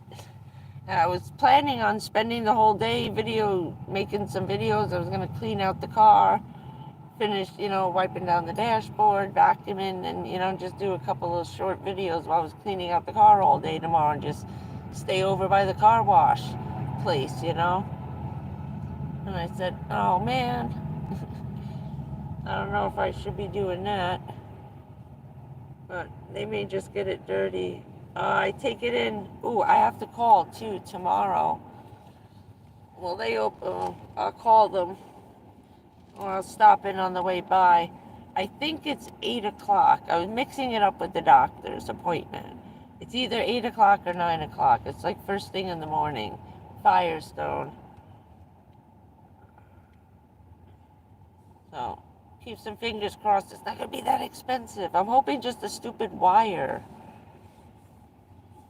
The bad thing is that if they find something wrong with the computer parts, they don't put them in. Nobody wants to put in those computer parts, and the two electric car guys who just do electric in the car wiring, they're gone. They went out of business. There's something else there. I'm gonna have to start garage hunting again because she ain't going to the dealer. Those sensors some of them are start at 500. The one that starts the car itself is $900 plus $150 an hour to pay these jerks to put it in. So it'd be like $400 in labor to have them put in a $800 part. It was crazy. I bought the cables for the battery, which were $45. I got a really good pair. That's why the car was turning off. It was the battery cables were no good. And it wasn't the cable, it was the metal connectors that attach themselves to the battery were garbage. So $45 for the cables, right? It was $238 just for the labor to put in a $40 pair of cables. But it's such an intricate thing that the cable wires from the battery are encased in a plastic tube, and then they're all duct tape. Every other wire that comes down and goes into the same place is all electrical tape all over. He said, I'm going to show you because of what costs so much. Look what this took. It took him 2.5 hours to get all that tape off, separate the wires, put them, run them back on, and these were long. I had, how many feet were they? 11? My cable wires from my battery into the engine is 11 feet long. It's got to wrap down and around and up underneath the whole car. And I was watching what he was doing. He said, this is what took so long. Now, a new man took over the shop, so he only used to be like, $80, or I think it was 60. Now it went up to $80 an hour, or $83 an hour, which isn't bad because every other place is $138. Christian Brothers, not too Christian, 150 non-refundable dollars an hour just for diagnosis. That's insane. And not to take it off what I'm going to pay, if I'm going to lay out $1,500, or first of all, I ain't got it, but they don't even take it off the repair of something that big. And the dealer's incredibly crazy. I was talking with one of their mechanics in the parking lot the other day. He was giving me all the prices. I was like, holy shit. He's like, it's going to cost you like $300 to find out what's wrong with the car. And that's if they can do it. Oh, that would be good. Power steering always helps. I hate that. Oh, God, it's annoying when that doesn't work right. Yeah, I know, I wished.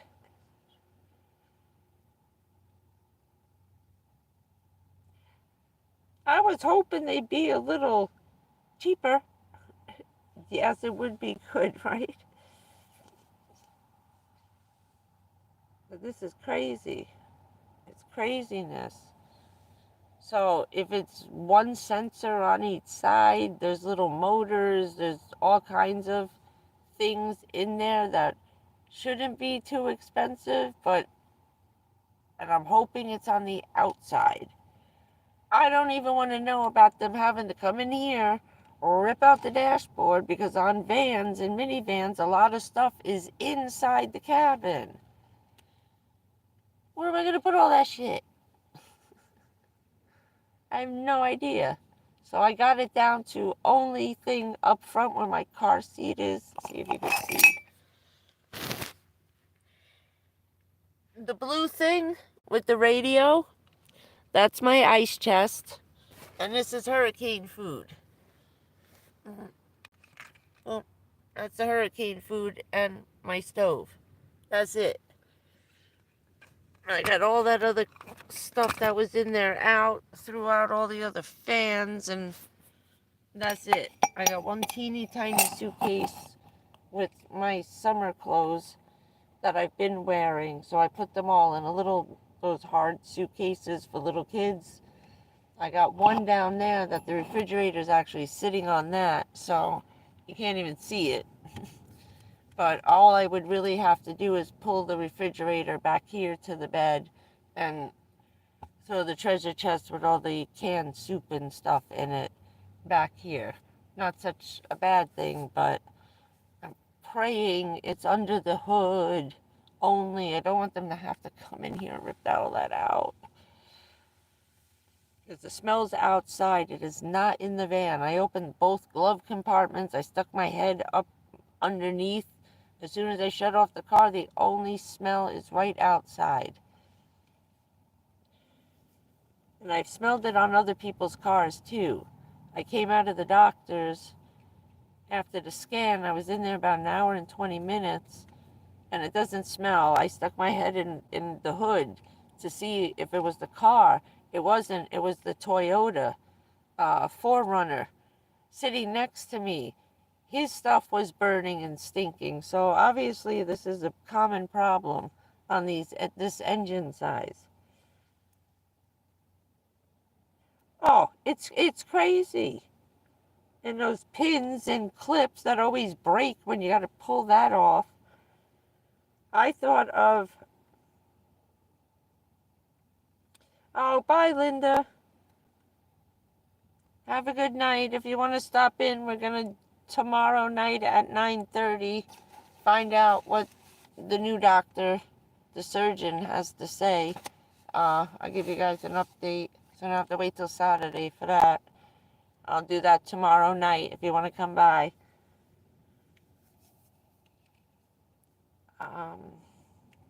Yeah, I think I'm just going to pat. It's nice and cold, and here comes the wind again. I can tell when it starts blowing the curtain back and forth. It's blowing, and I still have this stuff up. My gutter guards, my leaf guards. This thing works good, except for not keeping out the rain. Hey, Cal. Yes, we're still here. And so, just in case I get cut off, we're going to be live again tomorrow night. I'm going to talk to a surgeon tomorrow morning. A friend of my doctor's is taking me. He's a bone specialist.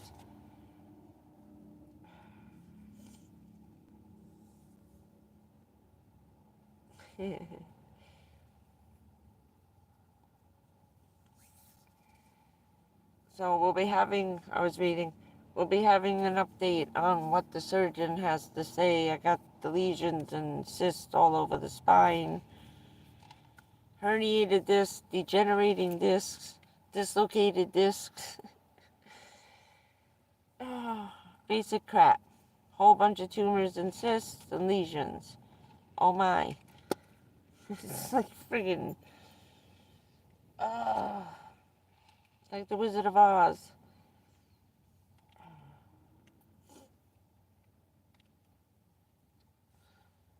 So, we just been sitting. So, yeah, that's the problem with the sitting. All of that.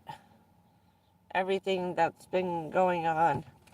Ow. When I was going through this, I was going over the internet, checking different things.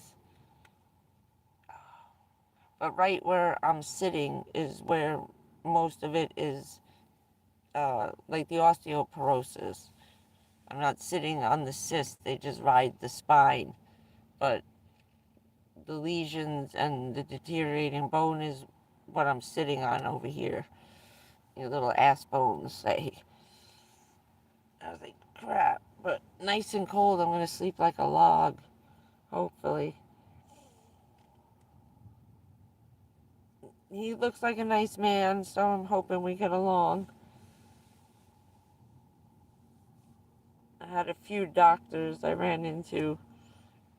We clashed. Did I ever tell you about the practitioner nurse who threw a book at me that was on the counter in front of an entire waiting room full of people who watched her do it? Yeah, she's not a nurse anymore. They took her license away because I asked why we were rerunning. Do you mind? A blood test for the third time. I said my insurance is going to call and ask me why we're running this again, and she refused to tell me.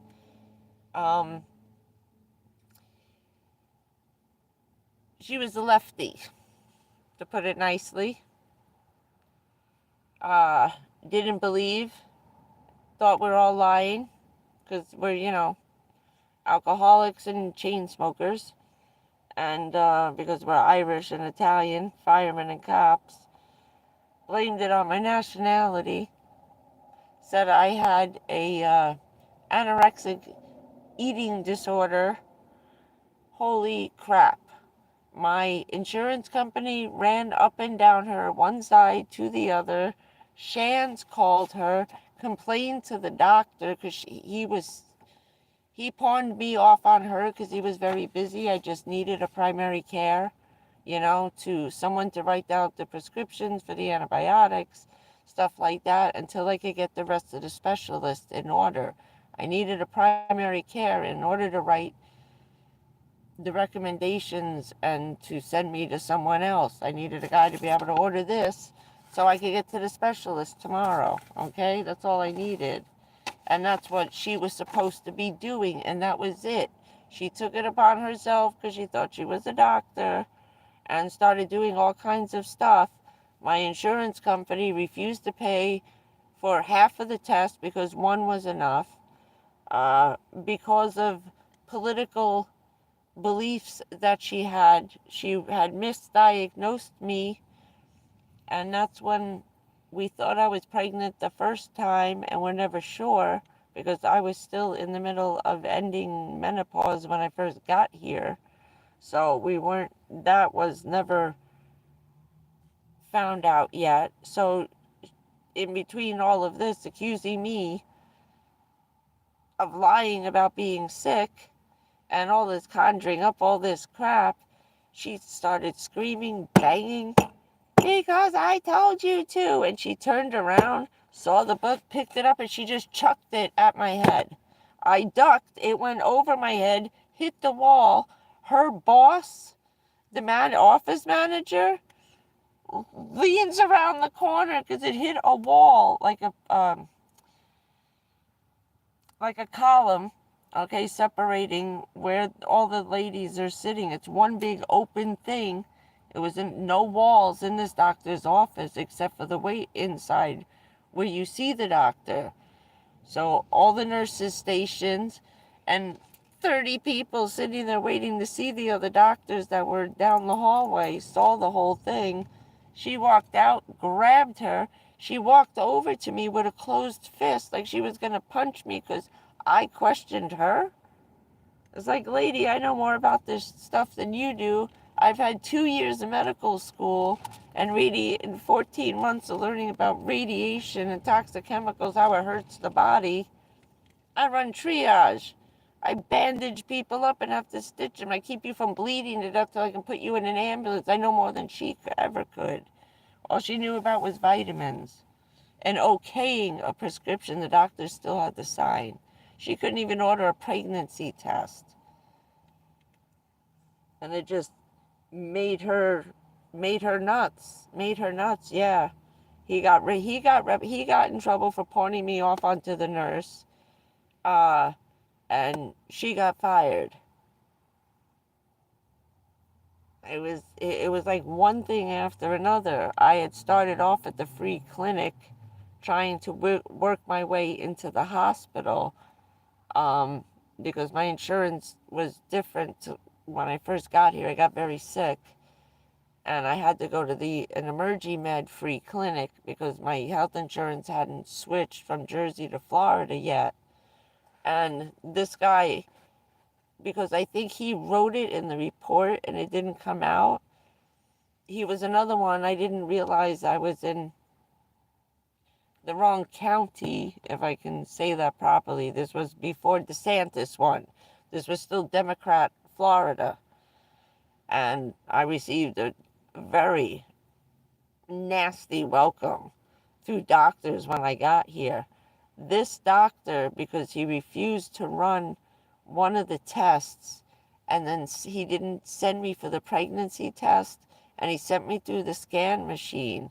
And when the scan machine came back with tumors all over my body, they took his patient practicing privileges away.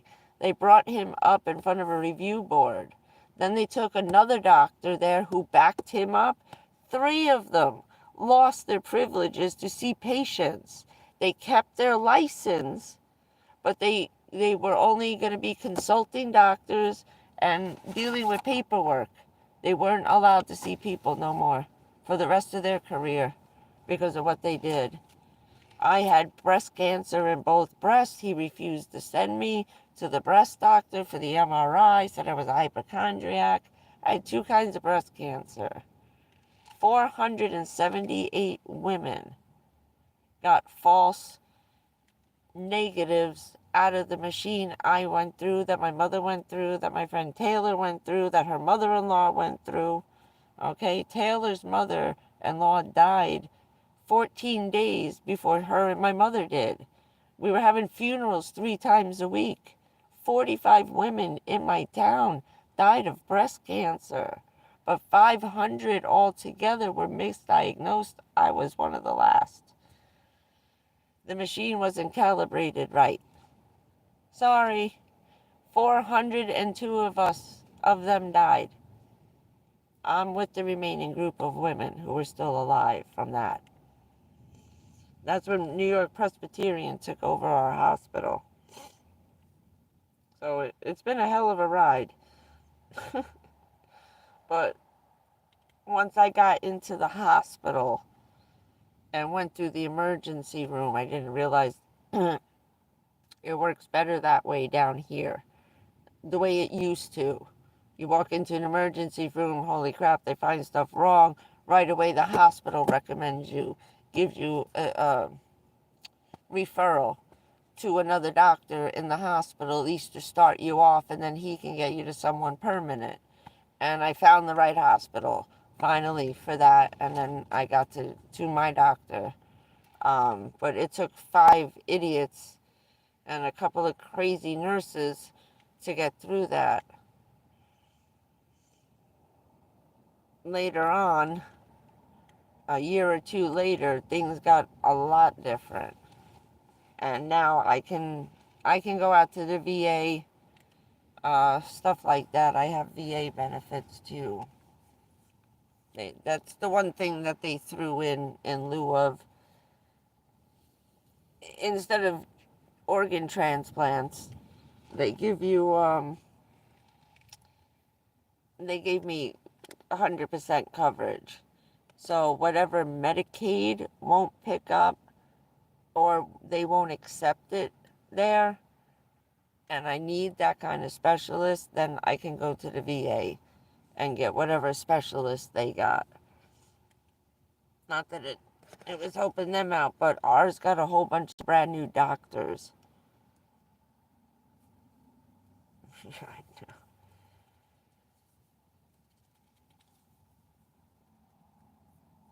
I make a hell of a movie. I make a hell of a movie. Richard always said that. I started writing it down, but then I ended up getting a bad virus in the computer because Jane was a bad girl. That's when I got caught off of Facebook, and everything was gone except for page 1. I had like 30 pages written about 9/11, how I first started, and it wasn't nothing, no secrets or conspiracy theories, just what happened to me that day and what I went through from the very beginning, from going to work to getting there, and then explaining, what I did a little bit. He was like, just write each chapter as a different section of what your different jobs were. Because you work for the government, you get paid for one job, but you got 5. Plus 5, you got to know everybody else's job. Like the Army, I got to know the person above me and the person below me and my job at the same time. So at any given time, you're doing like 10 different jobs at once, but you're getting paid one check. It's nuts. It's nuts. It's nuts. That's why I said, how could you be so many things? I said, because that's what we are.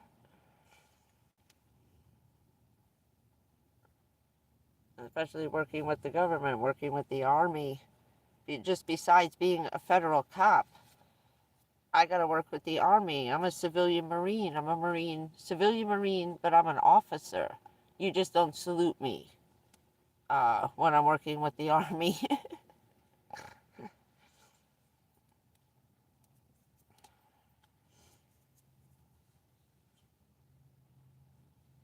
It would be pretty cool. Especially Hurricane Sandy could be a thing of its own. That was 2.5 years. We did a lot of laundry. A lot of laundry.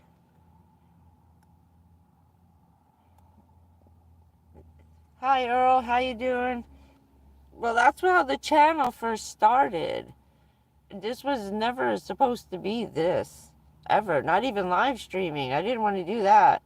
I was just documenting the end of my life as what had happened to me, how, from being a little girl, following my mom around, doing her job with her. My mother was the first responder. She ran the FEMA shelters, blizzards, blackouts, anything that happens in the town, working for the mayor's office, and then responding to ambulance calls, fires, anything the police get called into, doing like wellness checks and stuff like that. We had pass keys to every apartment building in town.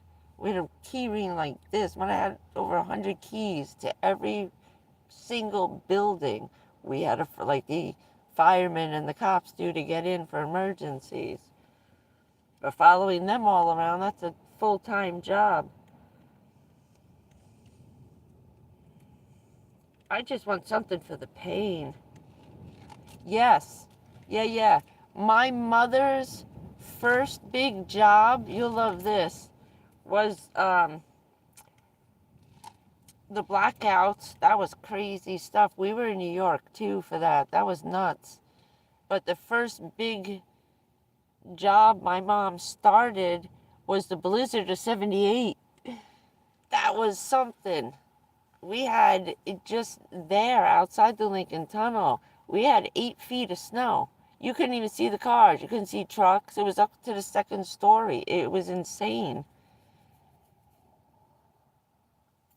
I don't think I have any of those pictures here in the van. They were with my other stuff. And I don't have that. So, yeah. That was my introduction to being a first responder, was the blizzards and the blackouts in the 70s. All the crazy riots and stuff. Anytime the police come out to shut down the road, that's it. We're right there. We're actually above the police. The police take orders. I used to watch my mom yell at the cops and tell them what to do. And I would sit there and laugh, and I thought they were just being kind of polite because she was handicapped. I didn't kind of realize that my mother was above them because they're federal. That's CIA.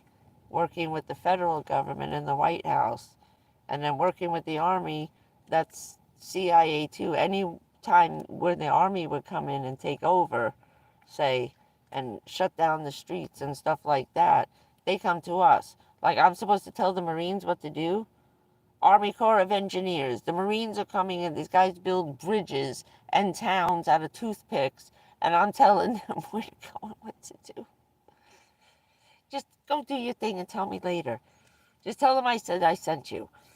It was so stupid sometimes. I miss the big snow. I do. Rich used to laugh. He said, I didn't understand, he said, for so long when we were little, why you like the snow. And he said, you used to fall all the time, you know, with the braces on my legs, like Forrest Gump and stuff. And he's like, you were so excited, and you're the first one running out into the ice and the snow. He said, and I thought, she's handicapped. What's wrong with her? She's going to get hurt out there. Hey, Karen, how you doing? And I said, you don't get it. He said, I see you run out there and you're running in the snow and you fall.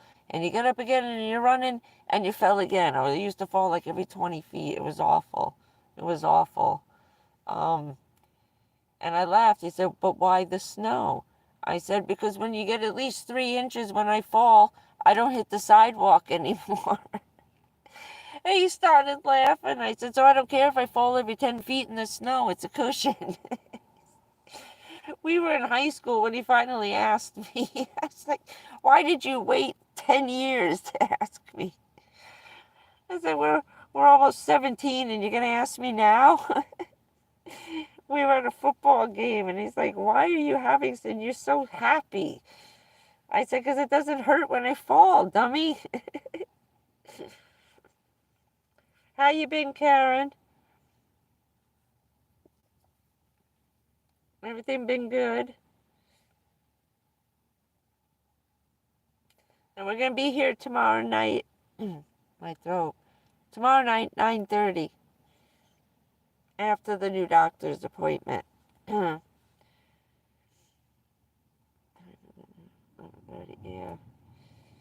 So, I figure I'm going to park outside his house. There. Park early. Oh, yeah, see, we're getting... Oh, it must be rocket launching time. It's the first time I just got cut off. I think we missed that one before. Some of them are quick. Oh, yeah, I got some good stories. Good stories. Bad stories. Embarrassing stories. I got caught in an elevator. And the fire department, which had to come and get me out. I'm not a happy person in the elevator because I'm afraid of heights. So I'm always afraid that something's going to happen. And the elevator is going to drop. Right? So I was kind of freaking out a little bit. My mother's trying to talk to me down at the bottom, yelling up. I was stuck between, and I was up high. I was stuck up on the 6th floor. Between the 6th and the 7th floor, I was coming down from the roof and the elevator stopped.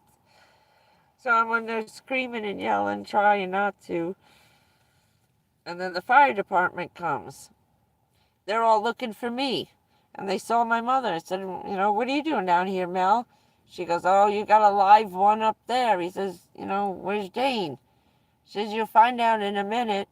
And I could hear them talking, and it was, the firemen are now friends, people I grew up with. We ended up taking our parents' job or just staying and becoming cops, firemen, EMT. I told you, everybody lives there and just stays and works for the town.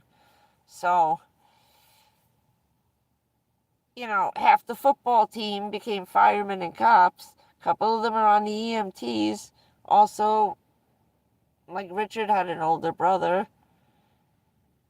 Our friends' older brothers are cops and firemen, and now you got brothers and sisters and all working together in the same bunch, sometimes a father. Okay, friends of my mom's, we're still firemen, and now the sons are on. So you got fathers, sons, grandfathers. So we know everybody. Okay, we all hang out. Oh, they were busting me something awful. Oh my God. I can't, the crap I took for getting stuck in the elevator was ridiculous.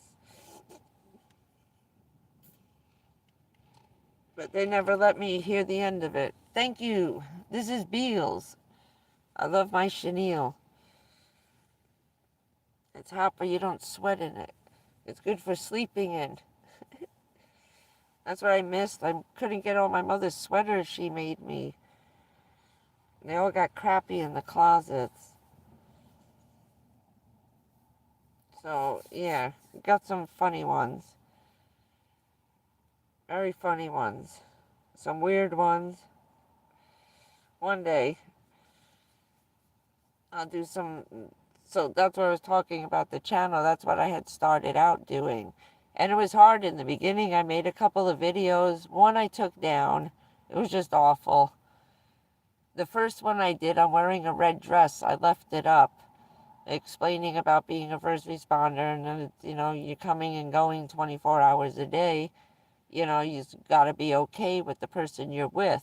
I'm running out the door at 10 o'clock at night because there's a fire or something going on. I'm still there till 4 in the morning. 6, I can't leave until they leave. To report back and forth, I'm like the go-between between the cops, the firemen, and the mayor's office, or between the firemen and the cops, you know. And I'll be walking in the door. How many husbands do you think would be okay with me hanging out with like 40 firemen and 20 cops till 6 o'clock in the morning? I'm over there 8 hours just sitting there hanging out watching. You know, that's why I said sitting in the car is just second nature. I've been sitting in the car with my mother doing this. So van life is not a big deal.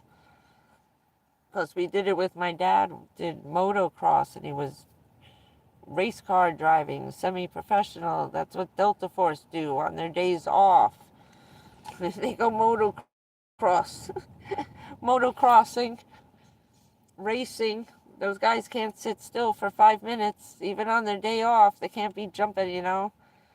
I was like, you got no airplane to jump out of. Can't you guys just keep your feet on the ground for one day instead of doing these jumps? Because he did semi-professional motocross.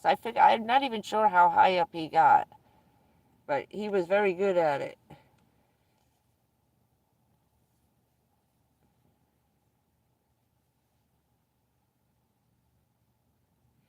Yeah. I speak Spanish too. Yo comprendo español mucho. Bandejo. You like that one? I can't tell you what I said. It'll get thrown off.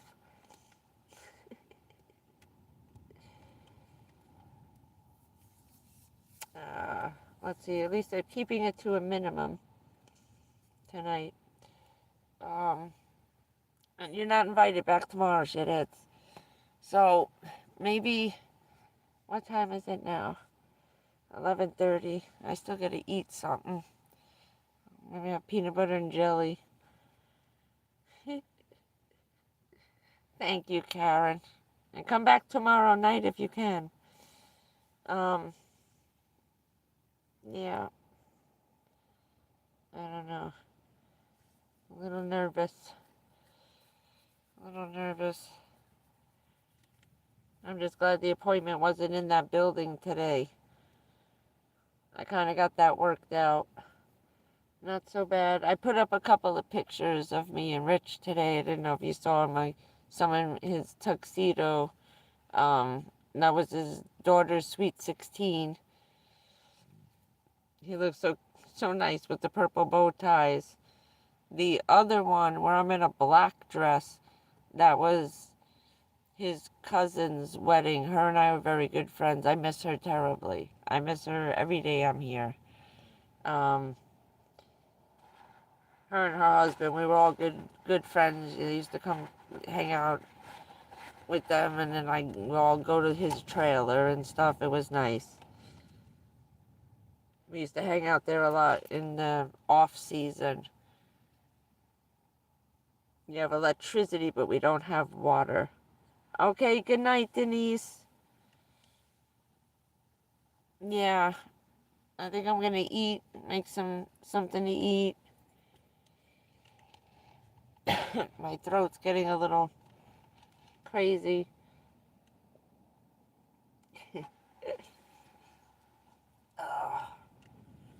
And then after this, I can tell you some really funny stories. My mother's best friend was head ER nurse at the hospital that we used to, work with all the time. We had one specific hospital, it was Palisade General. And she used to get a lot of stuff would happen in New York that you wouldn't necessarily want to go to one of the New York hospitals if you were one of the rich and famous. A lot of movie stars and athletes maybe got a little too drunk, a little alcohol poisoning or something like that. Well, they're not going to go to New York Presbyterian and get treated there with all the paparazzi sitting outside. Oh no. They helicopter their asses over to Jersey to this tiny little hospital to be, on the QT. And, yeah, okay. Got some good stories. Tell you one tomorrow night about Richard Gere and Cindy Crawford when they were a couple. They showed up at the hospital at 3 in the morning. Very embarrassing stuff. Don't do weird things in the bedroom, people. It comes back to haunt you. And that was a really good one. That's a very funny one. But yeah, I was gonna start.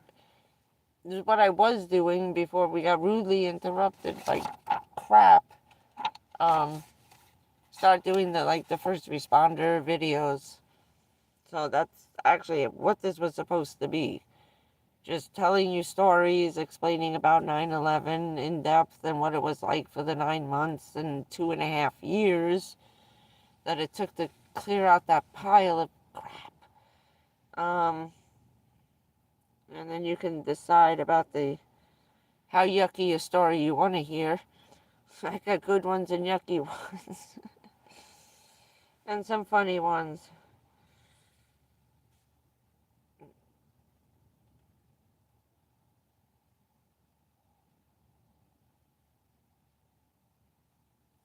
Oh yeah, we were walking around in snowshoes. The real ones, the giant tennis racket things. It was crazy. Crazy. And a lot of places people got barricaded in. They didn't leave fast enough, like some of the pizza places and the little stores, the bodegas. They all stayed open. They just stayed in their store and waited out the storm, and people would just walk in, and we were just getting whatever they had. Because we didn't have a big supermarket. All we had was a local little corner stores. We didn't have Pathmark then. That didn't come until I think I was in 8th grade when they started building Pathmark. I was like, damn, that was like about 1980, 1981. The first Pathmark got built. And it was only like 2 blocks from our house that we really had to walk through, cut through, like. But yeah, those little stores kept us eating throughout that blizzard. Nobody had anything. We really didn't think it was going to be that bad. That was craziness. I wish we had video back then. Oh, I don't have the pictures anymore, but that was nuts. That was nuts. I wish we had a camera then. And then all the blackouts in New York. We've had a lot. Bridgegate. I think you all heard of that when they shut down the George Washington Bridge. I like when the politicians fight. We have fun. It's a lot of work for us. Shutting down the George Washington Bridge for 14 hours for revenge. Isn't that nice? And then barricading the Lincoln Tunnel and the Holland Tunnel in retaliation.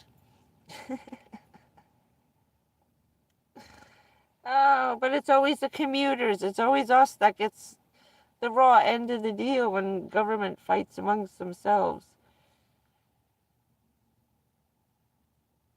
Oh, no, no, no, no, not this one. No, this one I bought. This sweater. But I mean, I love chenille, and so does she. Um, she made me some, like, the Irish knit sweaters and a lot of lace. Like doily. Like, you get the little doilies, the little lace circles, and you put all the little circles together. Like, I used to call them tablecloth sweaters. The lace tablecloth sweaters. She was good. She was very good at that. Oh, damn. So, yeah, and also trying to find some way to sit. So, this guy should be a help with at least getting me anything. Like, we were talking about the gel, the mattress, the cushion kind of stuff, and see what I could get. Oh, yeah. Oh, and you know they friggin' left me in there longer than they had to, right? They were hysterical. I could hear them all, 20 of them laughing, and then more came, and then I heard the cop cars coming. Everybody showed up just to laugh when I came out of the elevator. Jerks. Because they all knew from high school I had a fear of heights. We used to hang out on a cliff over the Lincoln Tunnel, and I'd be sitting there screaming, holding onto the tree like this. Meanwhile, I'm like 100 feet away from the edge, but I'm still like this, drinking my beer, like, okay, can we leave now? Not a good thing when all your friends know you your whole life. I forget, they were like singing and they were banging on the door. Oh, they were just being asses, like usual. As I said, you don't want the entire high school football team coming to get you out of the elevator. And then showing up in the middle of the night in my pajamas and my bathrobe with everybody there. So I'll give you some good stories. They're funny. My big fuzzy slippers made quite the impression one night. I had just gotten home one night and I was drunk as a lord. I had the weekend off. And they knocked on my door instead of my mother's door because they knew we went out drinking, me and my friend Robin. So they knew we were out for the town at a party and that we had just gotten home. So when the alarm went off upstairs for an emergency pull cord for the ambulance, oh, they came banging on the door, waking me up. Jerks, real jerks. But those are your high school buddies, you know. All right. Let me say goodnight now. What time is it? Yeah, it's almost 12. I gotta get to sleep. Hopefully I'll sleep tonight. I'll sleep tonight. I'll see you tomorrow at 9:30. Maybe I'll bring some pizza. And I think that's it. What else did I have to do after that? Oh, I gotta go to Firestone, find out what time my appointment was on the way home. Maybe I'll hang out by Home Depot for a while. Yeah, I'll have to do, this is the live stream is kind of like what's the difference between a live stream and a podcast? Isn't it the same thing? Or a podcast is every day? I don't get the distinction. Okay. Yeah. Yeah, I live in the car now because I lost my house from the hurricane damage. It took 9 months for FEMA to kick me out.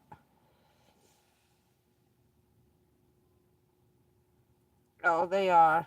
They are. Especially with them busting your chops all the time. Every time they would see me after that, oh, like they, oh, your friends, okay? They get a hold of a bone, they don't let go. And especially being city kids, oh my God, forget it. Forget it. We just busted each other's. That's what we did. That's how you knew you were loved, when they busted you all day. Okay, we'll get into that. You'll love some of those stories. Thank you. So, now I'm doing van lifing with cancer from the car. I got too many hashtags at the end of my description. I have to start different channels for different things. Alright, guys. We'll be back tomorrow night if you would like to come back, Mr. Podcast. Alright, everybody have a good night. Alright, you know you love the more they rank on you. But that's how it was. We had to. Okay. Have a good night. I'll see you tomorrow night. Same time, same place. And hopefully I come home with something for the pain. I need a prescription or something or a shot in the ass. I don't care what it is at this point. I'll take it. And not that kind. Thank you, Earl. Alright. Gonna have some peanut butter and jelly and hit the sheet. Something sugar. Maybe some coffee. No coffee. Hot chocolate, maybe. Alright, good night, Rare Breeds, and thank you again. Yeah, I'm going to sleep with my coat on, because here comes the wind again. It dies down, and then it picks up. And it's still getting colder. It's only midnight. We got 3 more hours till it gets the coldest. Alright, well, good night, Shannon. Good night, Sunshine. Good night, Trudy. Good night, Karen. I'm trying to go up my list. Good night, Teresa. If Teresa's still here, I think she left. I can't remember. Oh, and I gotta get a haircut. It's coming soon. Maybe. It's not so bad. It's growing in okay. This was the haircut. It's kind of growing out now. It doesn't look so bad this way either. Not bad. I get some shape in there. I'll be good. Okay. Nighty-night. Sleep tight. See you tomorrow night. Fingers crossed I get something for the pain. That's all I need. It's just something for the pain tomorrow. Hopefully. Besides rubbing some kind of Asper cream on my butt. Alright, good night, guys. I'll see you tomorrow. Have a good night. And I'll leave you with... Oh, there's the tree. I got the little ornaments. The little gnome. I'll show you the tree tomorrow. I started decorating it with the little gnomies. No. Okay. Needed to keep myself busy today. Alright. Nighty-night. I'm going to put my sleeping bag on. My coat. I'm just going to throw that right over the heating pad. My electric blanket. I think we're good to go. Hugs and kisses. Good night, Teresa. Alright. Love you guys. I'll see you tomorrow. Bye.